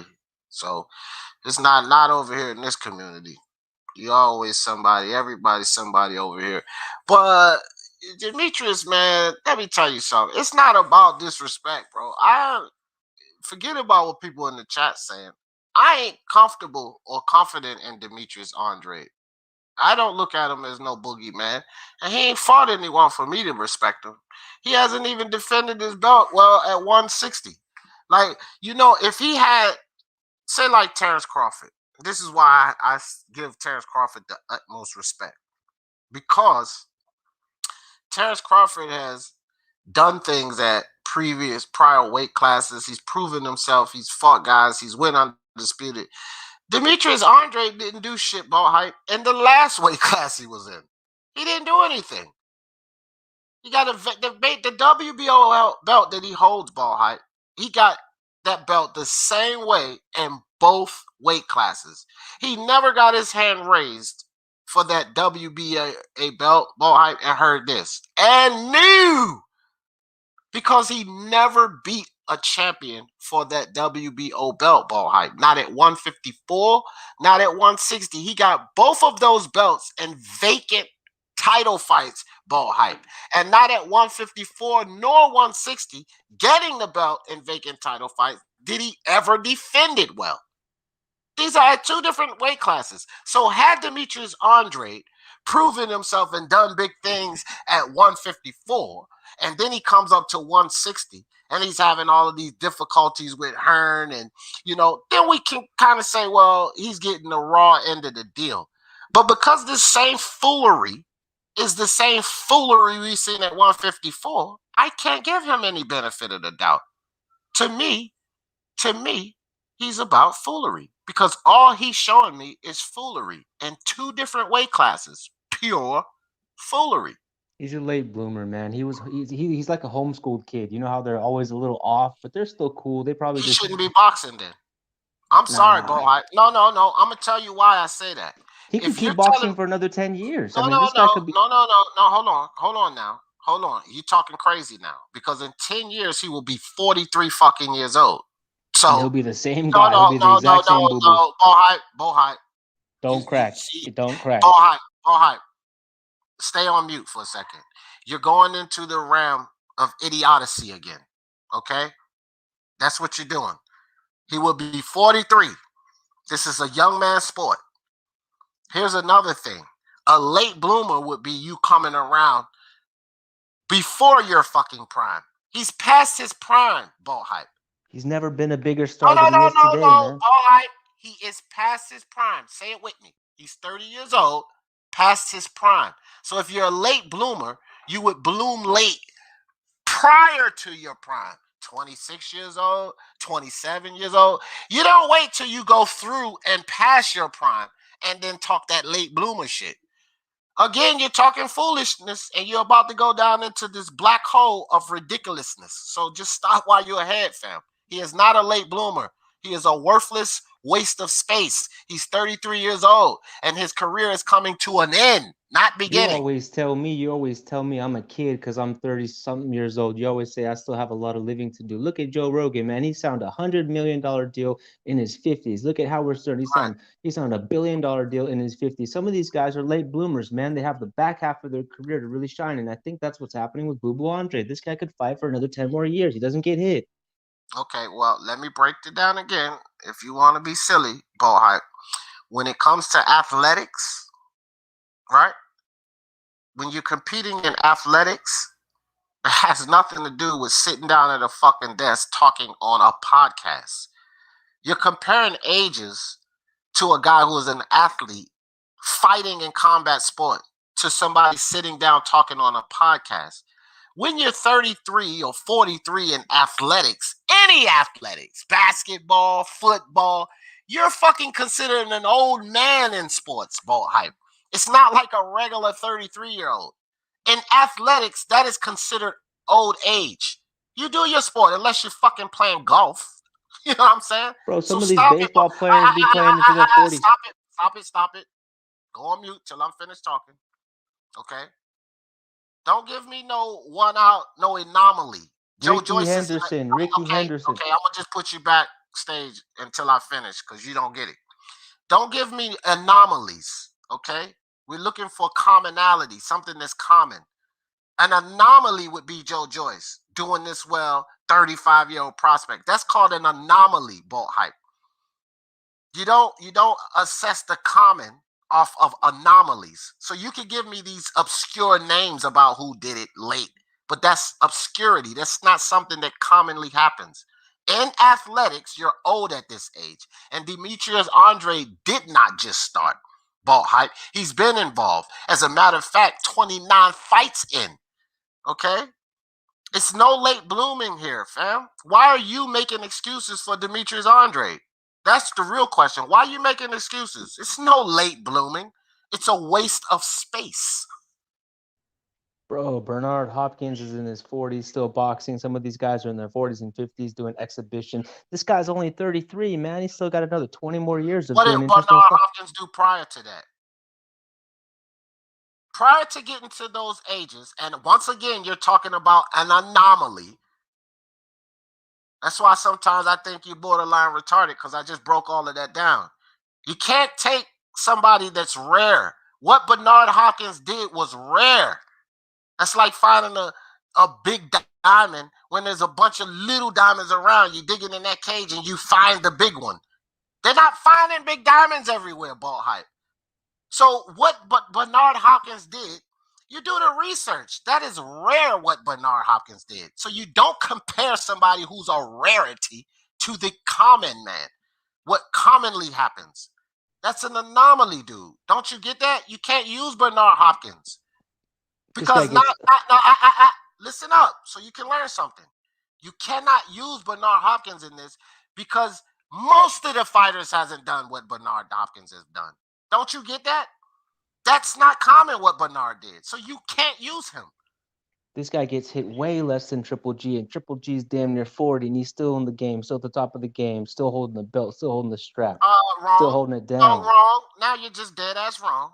Triple G is clearly on the decline. He's nothing near the Triple G he used to be. And you guess just said what? He was top 3. You said he was 1, 2, 3. Top 3 in that division. The old Triple G would have been number 1 easily. Right or wrong? Thank you. See, dude, don't get like MMA champ Hefe, where they don't want to listen to reason. You got to listen to reason, Ball Hype, so you can come up with reasonable assessments. Pee-wee, listen to reason. Come on! I'm listening to reason. You got to listen to reason, Ball Hype. Like Pee-wee, shh. He's listening to reason. He's never been a bigger star than he is today, man. His star continues to rise. This guy's on the rise. He's not on the decline. He's on the incline, man. He might get a Triple G fight next. He might get a Canelo fight next. It is possible. No, it's not. No, it's not. It's not possible for him to get a Triple G fight because Triple Canelo wants to be 2 division undisputed. He's got to go through Boo Andre. So it's not possible for him to get a Triple G fight because Triple G doesn't want to fight him, doesn't want to fight Charlo. He only wants GGG or nonsense fights. So, no, it's not a possibility that he gets the Triple G fight. It's not a possibility that he gets the Canelo fight because after BJS, Canelo is going to go for 4-belt undisputed. So that's also not a possibility. So what you just said is possible. No, it's not. You ever heard of a guy named Anderson the Spider Silva? No, that has nothing to do with what we're talking about here. What you just said is possible. Let's address this. This guy became a champion in his 30s. No, man. that's what you just talked about here is not possible. With the Spider Silva, and I probably think you don't know shit about UFC and you're going down. I used to do MMA here, and I know a lot about it. Spider Silva was phenomenal throughout his career. Demetrius Andrade was not. This whole discussion started, Bo Hype, because you said late bloomer. Silva wasn't a late bloomer. He was kicking ass the whole way through. So you can't use Silva. Not with your not because you said late bloomer. That doesn't encompass Anderson Silva. And that's a different sport. It's not boxing. So leave that alone. Doesn't work. It doesn't work, bro. Stop trying to make shit fit. You can't fit a square into a circle opening, fam. That doesn't work. That's what you're trying to do now. Trying to take a square cube and fit it into. You ain't studied hard enough then. Because if you study hard enough, man. You ain't studied hard enough. To me, after studying all these guys, I have to be real, man. The guy who is most impressive to me, got to give it up to him, man. Boo Andre, man. No, he's not. I don't know how you would assess that because he literally has the worst resume out of all of them. So how can he be the most impressive? Never fighting. He's fighting the worst guys. That's absolutely ridiculous. He's the most impressive. Do you fight in the worst level of competition? That's most impressive. I could be impressive fighting C-level fighters. He's fighting the worst competition. How can he be the most impressive? That makes zero sense, boy. Guy doesn't get hit though, man. Like it or not, man, he doesn't get hit. Yeah, I mean, against low-level competition, you shouldn't get hit, should you? If you're supposed to be one of the top guys, why should you be getting hit by low-level competition? So again, you make no sense. She's not getting hit by guys who are not good. You ever done any fishing? You ever done any fishing before? No. I need you to answer questions. When you make a dumbass statement, I need you to go back to that. Why should he be getting hit when he's not fighting the kind of fighters? Why? He's fighting low-level fighters. So if he don't get hit, it's like Devin Haney just fought Gamboa. Oh, he didn't lay a glove on me. So the fuck Demetrius Andrade is one of those characters when you're playing like Mortal Kombat or Street Fighter, one of those real awkward characters that your opponent chooses and you're just like, damn it, I don't want to fight this guy. That's Andrade, man. Nobody wants to fight this guy. He's just awkward and weird and you can't really read him. And that's what you got to respect about him. Laura want to fight him? Nobody wants to fight him, man. That's why he's the boogeyman. Did not Laura want to fight him? Did not Irislandi Laura want to fight him, Ball Hype? Ooh, that or do you even know about that? Or do you even know about it? Did he want to fight him? Fantasy fight. Okay, I'm going to ask you this question one more time, and then I'm going to dismiss you. Did Laura want to fight him? I agree. Okay, hold up. Did Korobov want to fight him? That would be a tough fight. Did he? No, I don't care. I did agree. he want to fight him? Okay. Did Derevianchenko want to fight him? Ooh. Yes, he did. Agree. Did Jermel Charlo want to fight him? Jermel? Yes, Jermel or Jamal?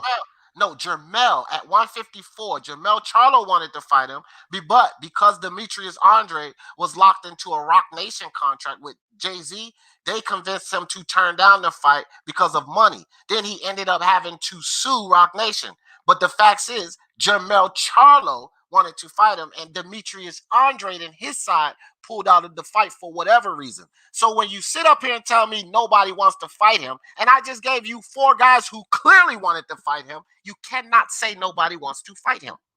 You can't say that. I mean, they'll fight him, but they prefer not to. No. They wanted to.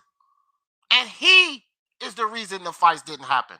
When that happens, Ball Hype, you cannot say nobody wanted to fight him. You can't say that.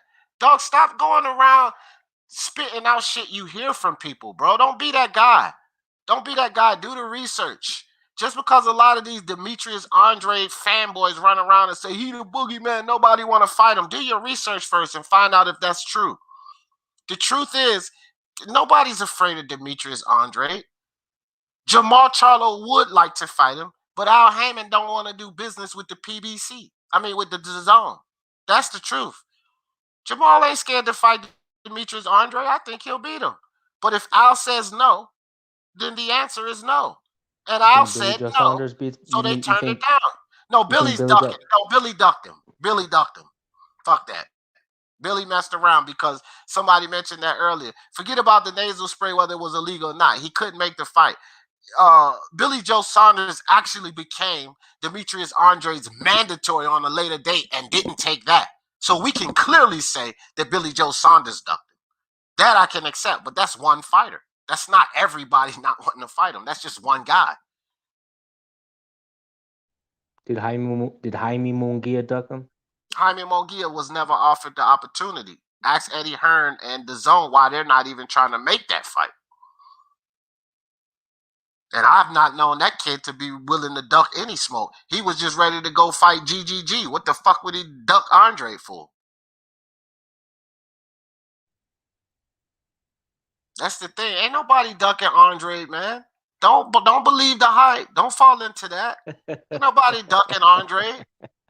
Bad business decisions, and now he's in a bad situation with Eddie Hearn and DAZN.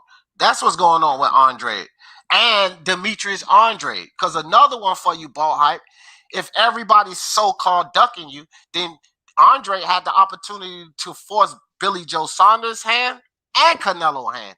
And if he's the boogeyman, why didn't he take that opportunity? Because I said this earlier, and I'll say it again, Ball Hype. During the Callum Smith and Canelo Alvarez negotiations, when they were negotiating, not a fight announced, not a venue given, only when they were negotiating, I popped a live up. This was months ago, and I said what Demetrius Andrade needs to do right now, and had he done that, he wouldn't be in this situation. I said what he needs to do right now is utilize his WBO exclusion to step in front of Canelo with BJS. That means after Canelo fight Callum Smith, he would have to go after Plant because Joe Saunders would be locked up in a fight with Demetrius Andrade due to the WBO exclusion. And then after Canelo handles Caleb Plant, he would have to get the winner of Demetrius Andrade and Billy Joe Saunders. Now, if Demetrius Andrade, because this is what he came out his mouth with, Bo Hype, the so-called boogeyman, he said that he's an elite fighter and Canelo needs to fight somebody like him because Billy Joe Saunders is not the guy to do it. So he put Billy Joe Saunders beneath himself. So if he would have implemented his WBO exclusion way back when Canelo was in negotiations with Callum Smith, guess what would have happened? It only takes 90 days. You can go to the WBO site and look it up, Ball Hype. It only takes 90 days for all of that to go through.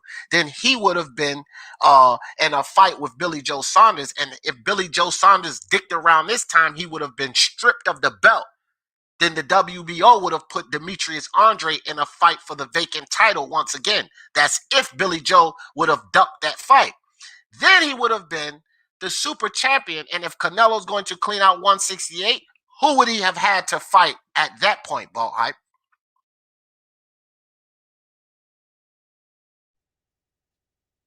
Demetrius Andrade. But because of the lack of what your so-called boogeyman did not use his WBO exclusion, who gets the blame? So if Boo Boo and Canelo eventually fight, would you be mad? Fuck would I be mad for? Fight? Why would I be mad at that fight? Some people would say, he doesn't deserve it. What has he done? He hasn't beaten anybody. Look at his record. What does he do to deserve it? That's what they'll say, right?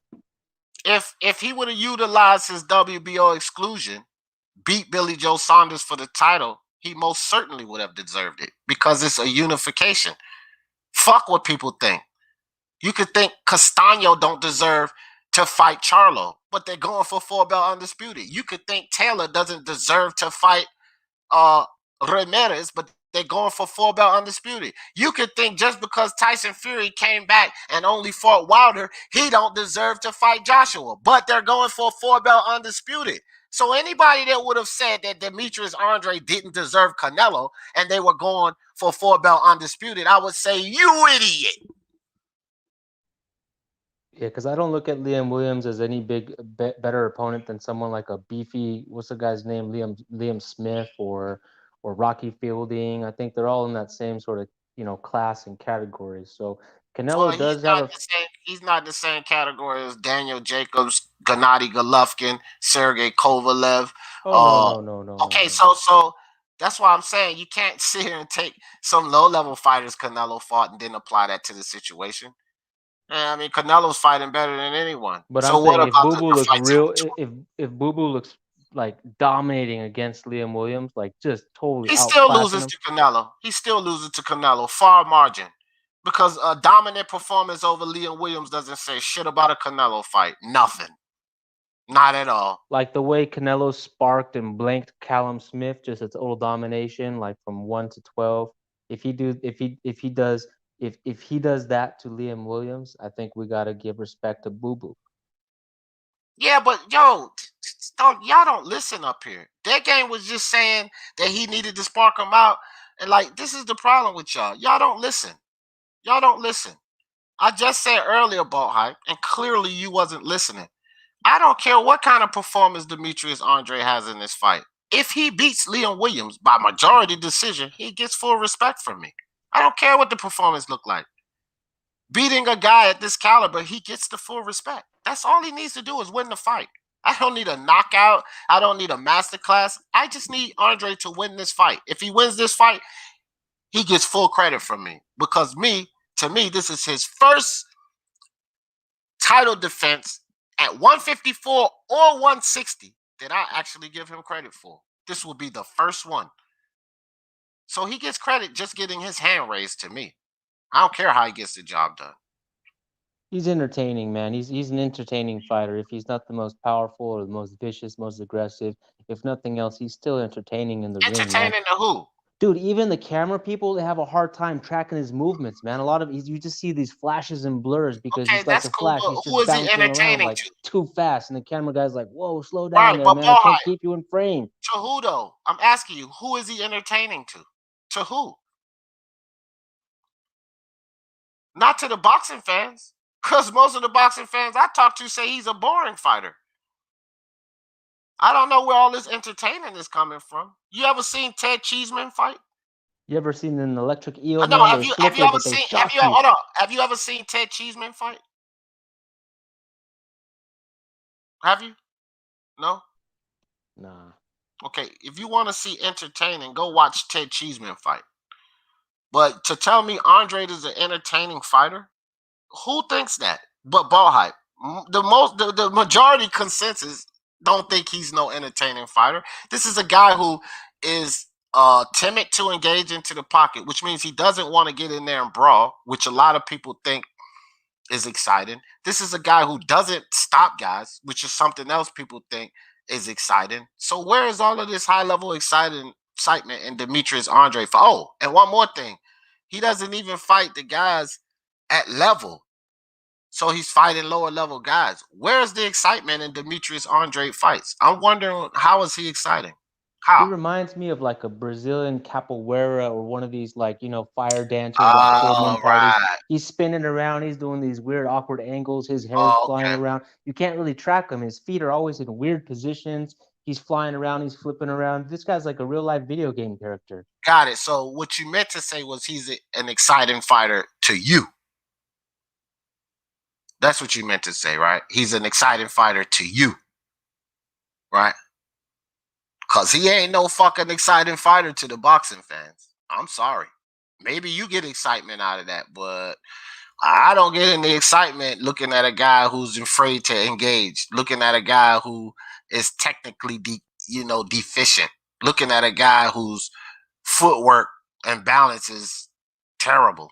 I don't find any excitement in that. And if he does spark him, if he does touch him, and if he's the only top middleweight out of this group, out of this bunch, who gets a knockout, if he gets a knockout, and he's the only one, Charlo's not getting a knockout, Triple G's not getting a knockout, Caleb Plant, none of these guys getting knockouts. If he actually sparks this guy and gets the KO, it's takeover. It means nothing. Takeover. No, it means nothing. Dude, Boo Boo Andre's gonna be on every show. His face is gonna be everywhere. Hey, it's me again. You're gonna have to get used to it, man. No, he's not. He ain't going nowhere, bro. He ain't going nowhere. No, he's not. He's not beating a star. He's not beating a name that's going to. This guy's still hungry, man. Hold on. All right, chill out. He's not beating a star. He's not beating someone of high caliber. He's not getting in. He's not engaging into a fight that the boxing fans look at as a huge fight. Therefore, he's not going to gain popularity out of this. None at all. There are a lot of people saying finally he's fighting a decent fighter. You don't become a star in boxing from fighting a decent fighter. You become a star in this sport by doing one or two things: fighting the popular guys who are the other stars, or winning against valid opponents. Demetrius Andrade is doing neither. He's not winning against valid opponents, and he's not beating anybody who's considered pop. Like if he beats Jamal Charlo, that could propel him into stardom. If he beats David Benavidez, that could propel him. If he beats GDG, that could crank up some type of stardom. But beating a Liam Williams, he'd be unified. Learn something here. But beating a Liam Williams, who's not a star himself, who's not well known himself, especially in this country, that don't make you a star, Bo Hype. That don't get you on ESPN and all of these places to interview. This fight ain't gonna do this. This is not gonna do that for Demetrius. That's not how he's gonna get there. You ever seen Jackie Chan movies, Ip Man? You ever seen any of these kung fu movies, guys? He's got that awkward angles, man. He's got that movement. It's like it's like he's a true martial artist. You know, you can it's like it's part of his life. It's his expression. It's his culture. It's his art. You can tell like he's in it for like the right reasons, man. He's not out here just trying to be overhyped and make all this money because to be fair, he hasn't made any money really. It seems like so. He seems like a guy who's in it for the right reasons. Still hungry. I'm riding with Boo Boo Andrade. You got a fan of me, sir? Well, I don't think so. I think fighters like that you're describing wouldn't have turned down Lara, Korobov, the Reverend Chenko, and Charlo if they were that hungry and thirsty. I don't think that they would turn those fights down. However, Demetrius Andre did, so he doesn't really fit your bill.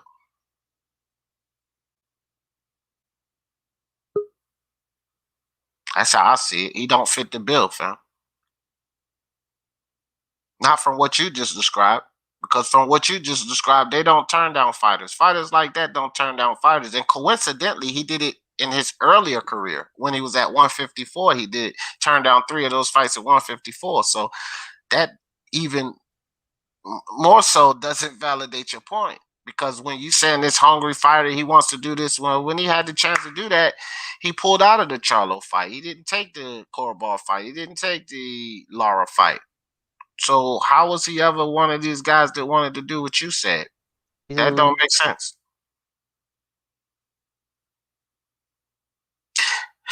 I find this fun, ball hype. I just want to know when you gonna give up capping for Demetrius Andre because you're not winning the battle, fam.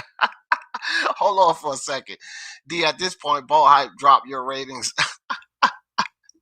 But Janal Gomez is willing to come for a D Jefferson interview. Oh, really? Oh, yeah, bro. Sweet. Tell him any day. I appreciate you, Remy. Ball Hyper never dropped the ratings, bro. Some people actually get, I think Ball Hype will learn. And then, like, all of this stuff that he talk about, the MMA champ and all of them, this is the thing. With Hefe and Ball Hype and MMA champ, Remy, here's the thing. A lot of people that listen in, they don't know a lot of the things that I use to basically dispel and debunk the shit they're saying. Like a lot of people don't know about the Rock Nation situation and the fact that he didn't fight a Korobov or the fact that he won both of his titles at 154 and 160 in a damn vacant fight and didn't defend it well. Like a lot of the fans, Remy, they don't know any of this. So when Bo Hype and MMA champ and FA get up here with this dumb shit, I'm giving validity, facts, reasonings, a lot of things that these fans don't know. And so, that's why I always say, look at the positive in everything. I see a lot of people in there, get this guy Ball Hype off this guy's an idiot, kick him off, D. No, it's no sense in it. Ball Hype could stay up here, Hefe could come back, all of these guys could come back because some of the things they say, it just opens up the discussion. I mean, it's also entertainment. It's definitely entertainment, right? But then it's a lot of facts that's put on the table that people never really knew about. I don't know, Darkness. That's a good question. Why didn't he ever fight Lara or Trout? Yeah, that's a good question. Why did Demetrius Andre, like these Demetrius Andre detractors, why did he not fight Jacob? Oh, he my friend. Well, you ain't did shit in this sport of boxing. You ain't accomplished nothing, but then you don't want to fight Daniel Jacobs, which is another fight that he didn't take on. Dude, Boo Boo Andrade, he's got enough talent. He can be successful in other things besides just boxing, man. He can be an entertainment. He could be a fashion icon. He could be. We talk about boxing. So I don't give a fuck what he can do outside of boxing. He should retire, get that belt up, and go fucking do it then. But while he's in boxing, we're going to talk about what he does in boxing. He could be multi-talented and have all of that. But if he got that ball height, pick the phone up, call Demetrius Andre, tell him to retire, give that belt up, and then go do those things. Other than that, while he's in boxing, we're going to talk about what this motherfucker do in boxing, which is nothing significant right now. And I'll ask you this, Ball Hype. I just gave you all of these names of guys that he didn't fight. What if he had those 5 names on his resume? There'd be no question about it. He'd be one of the greatest of all time. Right. No, he would be he would have more stock in him. But I don't know if beating Derevanchenko and Korobov and Jermell Charlo makes you the greatest. Even Lara and Trout, I don't know if that makes you the greatest of all time. That'd be a But resume almost probably better than Canelo's. no, it wouldn't. No, the fuck it wouldn't. If he beat Not all even. those guys, Austin Trout, Erislandy Lara, Triple Right. G, Billy Joe Saunders, who else did you say? It's Charlo, Trout, Trout, Derevanchenko, Derevchenko. Korobov, Lara. That doesn't make you better than a better resume than Canelo, bro. Are you drinking the sauce? GGG tops all of that, and Canelo fought him twice.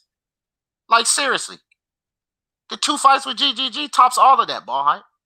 That doesn't even add Jacobs in there. Kovalev at 175. Are you talking crazy right now? That wouldn't put him over Canelo. Charlo, You Lara. must be a Demetrius Andrade fanboy or You something. said Charlo and Lara Jermell and Trout. Charlo. Yes, Jermell Charlo. Yes. But remember, at the time at 154, Jermell didn't accomplish all of that yet. He wasn't a 3-belt champion about to be undisputed. So that wouldn't have put him over Canelo. GGG had already accomplished the things. He multi-belt champion, reign for all of that time, title defenses. Daniel Jacobs was already And Boo Boo established. comes from the smallest state in the U.S., man. You gotta listen to learn. Daniel Jacobs was already established. Sergey Kovalev already established. Back then, Jermell Charlo wasn't even remotely established. Korobov, Derevanchenko, but still these would have been better names on his resume, but it wouldn't have been names to put him over a Canelo. That makes no sense. Because the guys Canelo are fighting and beating were already established. Daniel Jacobs was already established when Canelo beat him. GGG was well established when Canelo beat him, and so was Kovalev. The great thing about it is that Andrade is down to fight, man. He's willing to take fights, right? So Canelo, he's already put it out there. Canelo, I'm willing to take that fight. If you offer me a fight, I'm not turning that down. So we already know, he's about that, bro. He's about it. He's about money. That's the only thing I know. He said it himself. That's why you need to do more research. I got a video up on you with Andre saying himself. He's after the big payday. He deserves the big payday.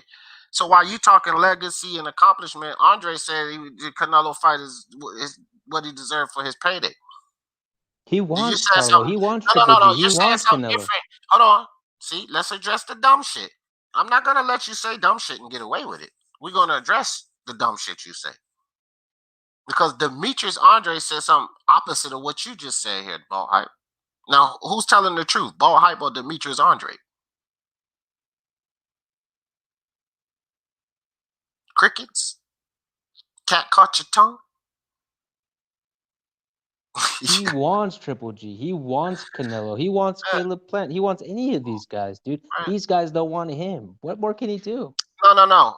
He wants them. That part we agree on. He wants these guys. But what he doesn't want to do is fight the right fights and do what it takes to get these guys. That's the part you left he's out. He's from Rhode Island. He's got the smallest fan base in the country. Remember, let's go back to the bullshit. He wants these fights, but he doesn't want to do what it takes to get these fights. You left that part out. Because remember when I explained to you, remember I explained to you when Canelo was in negotiations with Callum Smith, how this is something he could have done, what it takes. He could have utilized his WBO exclusion. You're saying he really wants it, so why didn't he use his WBO exclusion to go get it? Explain that, Ball Hype. If he wants it so bad, why didn't he use his WBO exclusion to go get it? As bad as you're claiming he wants it. Why didn't he do that, Ball Hype?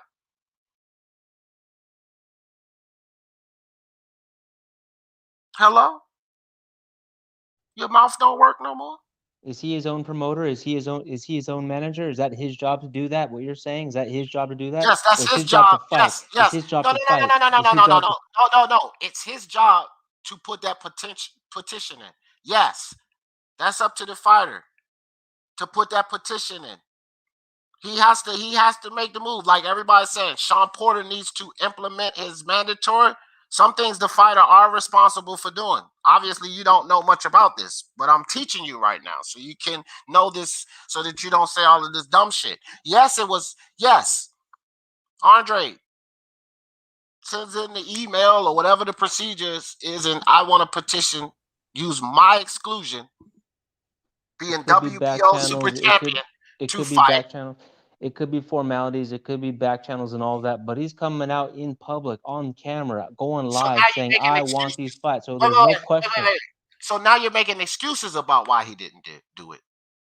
Because I've already established that he didn't do it. So you're just making up these wild ass excuses about why he couldn't have done it. So you want to make excuses for Andrade not stepping up to the plate. That's He's what you putting it want to do. on wax, bro. He's going live. He's on video saying he wants these fights. I don't know about. Why didn't he utilize his exclusion? Why you keep running away from that?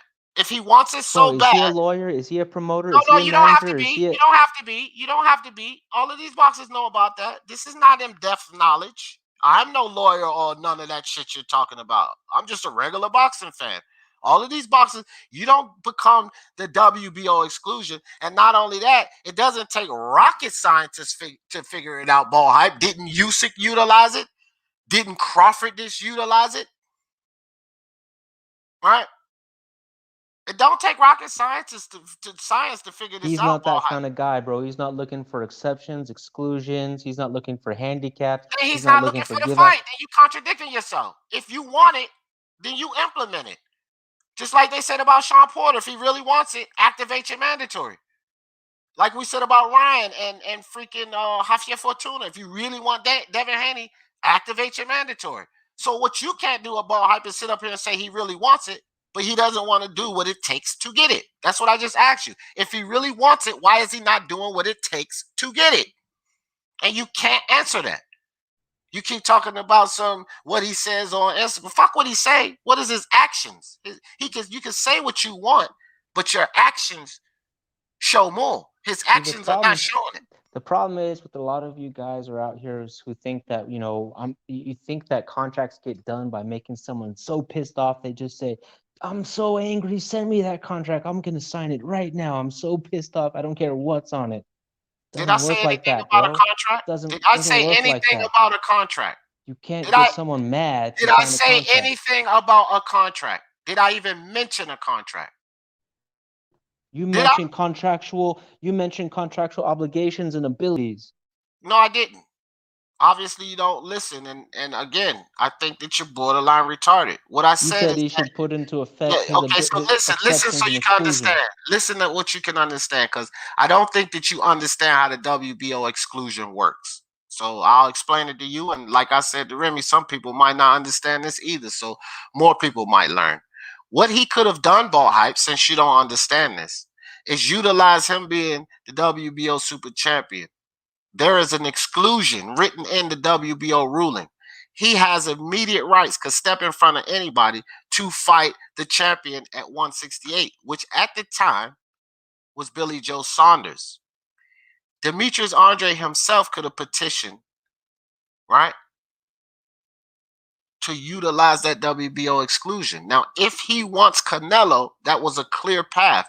If he wanted BJS, which is something he said, you keep running back to what he's saying. Well, he said he wanted to fight BJS. So if he really wanted to fight BJS and he really wants Canelo, this is a cut and dry, closed case. You don't have to be a lawyer. Implement your WBO exclusion and you fucking get both of these guys, BJS and Canelo. But once again, your so-called boogeyman did not do that. I have the right as a fan to cheer or boo for whoever I want. You and can. When I cheer for Boo Boo, I say boo. That's good. You can cheer for him, but you still have to understand that ain't nobody. He's doing just as much shit himself to, fuck his own career as Eddie Hearn and anybody else. His Rock Nation, he's playing his own part. You have to accept that. If you're going to be a fan, you got to accept it. Okay. Well, I mean, if you want to be a fanboy and a casual for the rest of your life in this boxing game, then you can do that. I don't have a problem with it, but I'm just going to tell you the truth and how things really work. And Demetrius Andrade from the smallest state in the union. From the smallest state in the union, bro. So what? Their fighters not even from this country, but they still utilize a WBO exclusion. Some like Usyk. right? Eastern Europeans been getting shitted on by the sport of boxing for a long time. But Usyk damn sure utilized his WBO exclusion. So what's your point about him being from a small state? It means Bro, nothing. Rhode Island That means nothing. the I smallest don't want to talk. population. I don't want to talk about Rhode Island. It means nothing, ball hype. It means nothing. It's irrelevant. It has nothing to do with him not implementing his exclusion. Rhode Island has nothing to do with that. I don't give a fuck if he was from Timbuktu. He had the right to implement his exclusion, and he didn't do that, which means that was a mistake on Demetrius Andrade. If you really want BJS, if you really want the Canelo fight, why don't you put the exclusion in? Bro, And it's you a have not global answered that question pandemic, yet. man. It's a force majeure, all The right? pandemic had nothing to do with it. The pandemic had nothing to do with it. Canelo been fighting all through the pandemic, the highest paid boxer. So that's not another excuse you can make. Demetrius Andrade did not do what it take to get the fight.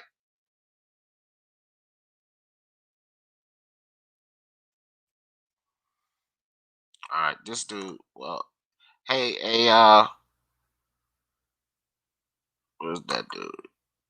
Yeah, that clown won't come back. I don't even know who that is. I think it's a troll account.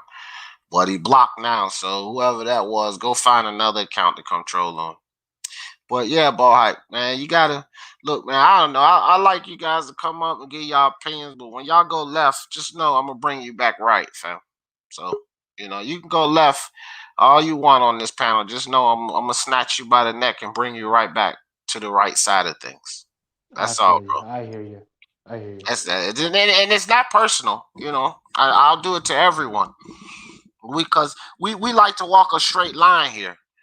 We like to call it straight down the line here. So if you veering off to the left, we got to bring you back right. So we can be on the straight and narrow, walk down that straight line. We got to call it straight. And, accountability is a big thing for me here. I hold the suits more accountable than these fighters, more than most of the people around the YTBC, which is why I gave Eddie Hearn and the zone heat for some of this stuff that's going on. I'm not blaming it all on Andre. I did a whole video blaming Hearn and the zone for a lot of his issues. I blame Jay-Z and Rock Nation for effing up that fight with Jamel Charlo. But the reality is, it's Demetrius Andrade and his team that pulled out. I don't care why he pulled out. Rock Nation screwed him over, what they told him. Facts are, he pulled out of the fight. That's his business decision. So accountability here, Ball Hype, is a big thing. I don't care about his small fan base and people that like him and all of this. If he didn't implement his exclusion, then you, Ball Hype, have to hold him accountable for fucking up himself also. And you He's always don't want to been hold him accountable. he's You don't always want to been hold an him accountable. he's always been an individual. He's always been a unique guy doing it his own way, okay? Just because he doesn't want to live life according to your rules, the way you would like him to run his career, doesn't make him a bad guy. Wrong again. I don't give two shits whether he utilized his exclusion or not. My point is he didn't utilize his exclusion, so you have to hold him accountable for not getting certain fights. I don't care how he runs his business. Obviously, he's running his business wrong because it's leading him to nothing, nowhere, oblivion. And now he's 33 years old and he doesn't have a significant fight. Why should I care that he's dumb and keeps doing dumb shit? I don't care. But if you ask me, why is Demetrius Andrade not getting the fights, not getting the big fights, then I'm going to lay down some reasons. And I'm going to lay down some reasons how he's responsible for some of that. Now, as a Demetrius Andrade fan, you can play fanboy and ignore all of that, or you can accept the fact that he's responsible for some of these fights he's not getting. He's partially responsible for his career being in the toilet right now. It's not all everyone else's fault. Don't be narcissistic for Demetrius Andrade. Be a reasonable boxing fan. Career in the toilet. Like I said, I think I fundamentally disagree with that with that opinion. I believe he's a late bloomer. I think his best years are still yet ahead of him. I think I'm excited about the future of Boo Boo Andrade. Maybe it took him a while to get to where he is at today, but he's reaching a new level, and a victory over Liam Williams, if it's a decisive one and if it's more spectacular and more convincing than any of the other middleweights victories, Charlo fighting Montel Williams or whoever he's fighting, and some of these other guys, if he's the only guy who comes out here and goes out there and gets a knockout or a real decisive victory, that's putting the whole division on notice. Yes, there might be 4 different belts out there, 4 different champions, but I'm clearly the most skillful of all you guys. How is that putting the division on notice when they're all equally matched pretty much? He has the best chance of becoming unified in that division. He's got the best chance against all these other No, he doesn't. matchups to No, he become doesn't. No, he does What? not. No, he doesn't. Clearly, he does not. What are you, insane? What The are you, zone. nuts? No, you're nuts because the zone and Hearn can't even figure out a way to put him in a fucking unification match, dude. What are you talking about? You do know to go undisputed, you have to at least unify one of the belts, right? They're not even able to get him into a unification match, and you're talking about he has the best chance to go 4-belt undisputed? He can't even get another one. Unified. He's got the best chance to become unified for No, sure. he doesn't. For No, he sure. doesn't. No, he he could beat doesn't. Triple G. He could beat Charlo. No. He doesn't have a chance because if he had a chance, he would have fought one of them. How does he have a chance when GGG ain't giving him a fight? When Charlo ain't giving him a fight? Because and when they know they will lose. And when the Zone and Eddie are not putting him in there with Murata. Those are the other champions, Bo Hype. And you have to fight another champion to unify. So if his own people, his handlers, are not putting him in this unification match, where is this big chance you say he's the best one that got a best chance? Where is it at? Where? Where is it? I'm talking mono skills versus skills in the No, ring against any of these other guys. Yeah, You're talking contract law. You're talking finance. You're talking I'm talking structuring. boxing, fam. I'm talking boxing, right? Jamel Charlo and Castano, Josh Taylor and Jose Ramirez, right? Anthony Joshua, Tyson Fury. These guys have a chance to unify titles because their handlers are trying to put them in fights with the other champion. Demetrius Andre handlers ain't been trying to put him in fights with the other champion. So where's this miraculous chance to unify? You make no sense, dude. That's if he had all of his chance to unify, bloomer. no, it don't matter how late you bloom. If your goddamn handlers don't put you in that fight, you could be 54. If they don't give you the other champion, how you gonna get it? Nobody no late blooming. It's not about late blooming. If Hearn and DAZN don't give him the other champions, how's he supposed to get it? If the PBC don't want to work with DAZN, which means he won't get Charlo, what the fuck does late blooming got to do with that? Bro, I'll put it like this. If he beats Liam Williams in any sort of convincing fashion, I would be willing to bet that Boo Andrade stays champion at middleweight longer than Charlo does. Okay, that's another discussion, and that's something that I wouldn't argue with because I really don't care. And I also think that that's a possibility because I feel like Charlo will be moving up soon. So that was a total different discussion. That was a point that I actually agree with, but it still has nothing to do with what we were talking about. How long he stays there. It doesn't. I mean, bro, you know that's just not going to work. I'm telling you, man. This guy's going to be around for a long time. Get used to him, bro. It's me again. Yeah, he'll be around for a long time, and I'm already used to him being around doing nothing. So I can be used to him being around for 5 more years longer doing nothing, claiming everybody's ducking him. Yeah, I could get used to that. No problem. No problem at all. He takes care of himself. He's always in shape. He doesn't get hurt. He stays clean. You know, he seems to be like on that holistic, natural lifestyle vibe. I don't really know if he's a vegan. Is he vegan? Is that what he is? Is he a Rastafari? Oh, no. I'll tell you why he stays in such good shape and all of that. Because he ain't fighting nobody. He ain't getting in the ring with nobody to hurt him. That's why. No, man, he's eating that good ethnic cooking, man. No, he's not fighting. It's no wear and tear when you're not in the ring with someone who can put wear and tear on you. That's why. He doesn't have wear and tear because C-level fighters. You can't get beat up in wear and tear if you're fighting all C-level fighters, Ball Hype. So he should be in phenomenal shape. He ain't doing nothing. He ain't no Pacquiao. He ain't been in no wars. So it makes perfect sense. Because he ain't been in no wars and he ain't trying to be.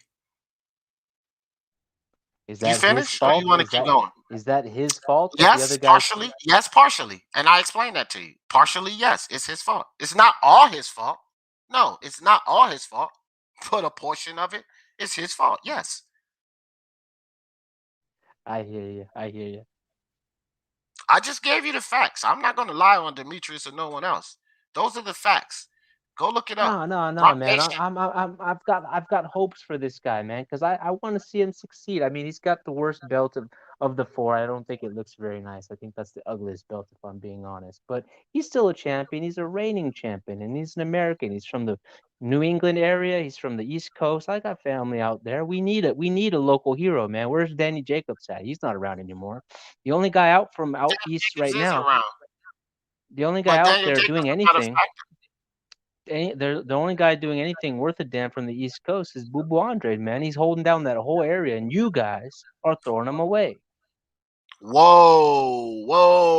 Are you? I think that, again, where you from? Where you Aren't you live from at? the East Coast? Yeah. Where you from? Where you live at? I'm out here in Cali, man. California. Oh, that's why you don't know what the fuck you talking about right now. Once again. Because you Oh, ain't from that's the why. East Coast. No, yeah, that's why you don't know what the fuck. Because you just said he is our guy from the East Coast doing the most. So you clearly don't know shit about the East Coast. Because he ain't even close to the guy from the East Coast doing the most. Them boys in Texas is doing something, but I don't see anyone else from the East Coast doing anything worth a damn. Where's Philly?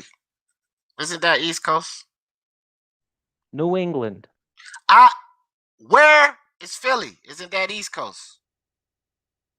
Philadelphia is both Midwest and East Coast. No, it's not. It's East Coast, fam. Okay? And here's another thing. It's Pennsylvania. Stop it, Bohai. That's what I meant to say. Yeah. That's right. Philly is in Pennsylvania, so just stop it, fam. You just misspoke. He's not the guy on the East Coast doing Pittsburgh. the most. You know what I was He's talking not about. the Pittsburgh. guy on the East Coast doing the most. He's not. Name another guy from the East Coast who's having big fights, big championship fights, holding down that region. There's not another guy, bro. It's Boo Andrade. Andrade ain't having no big fights, you idiot. What Bro, big fight? He's on the zone. No. You said name a guy having big fights. Andrade ain't had no big fights his whole career, so how you got him up in there? What are you talking about? There you go. Tank Davis. I'm getting ready to bring you right. I'm getting ready to bring you right back to the right side. Andrade ain't had no big fights. Let's go walk down the straight and narrow. He ain't had no big fights. What big fight has he had? Which one? Keeler? Sulecki? Which one was it, Ball Hype? You said ain't nobody else having big fights doing all this and that. So, okay, if ain't nobody else doing it, I want you to give to me, was Luke Keeler a big fight? Because that's who he just fought the last fight. Before him, he fought Masaja Solecki. Was that a big fight? Or what about Artur Akavov? Because that's who he fought before him. Was Walter Kaltundakwa a big fight? Or Atlantis Fox or Jack Colkay? Were any of those big fights, Ball Hype? Because I just gave you his last 6 opponents. And you tell me which one of those were big fights, Ball Hype. Which one? I'm listening. Which one? Sulecki. All right, guys. So we're going to end it with that. Ball Hype says that Sulecki versus Andre was a big fight, and he should be respected because of the Sulecki. Bro, that was in Rhode Island, bro. That was in his hometown. The East Coast. Sulecki was a Ball Hype. Let me tell you something, dude. Tank Davis versus Leo Santa Cruz was 5 times a bigger fight than fucking Sulecki and Andre. And for the love of sports, let's talk about it. Peace.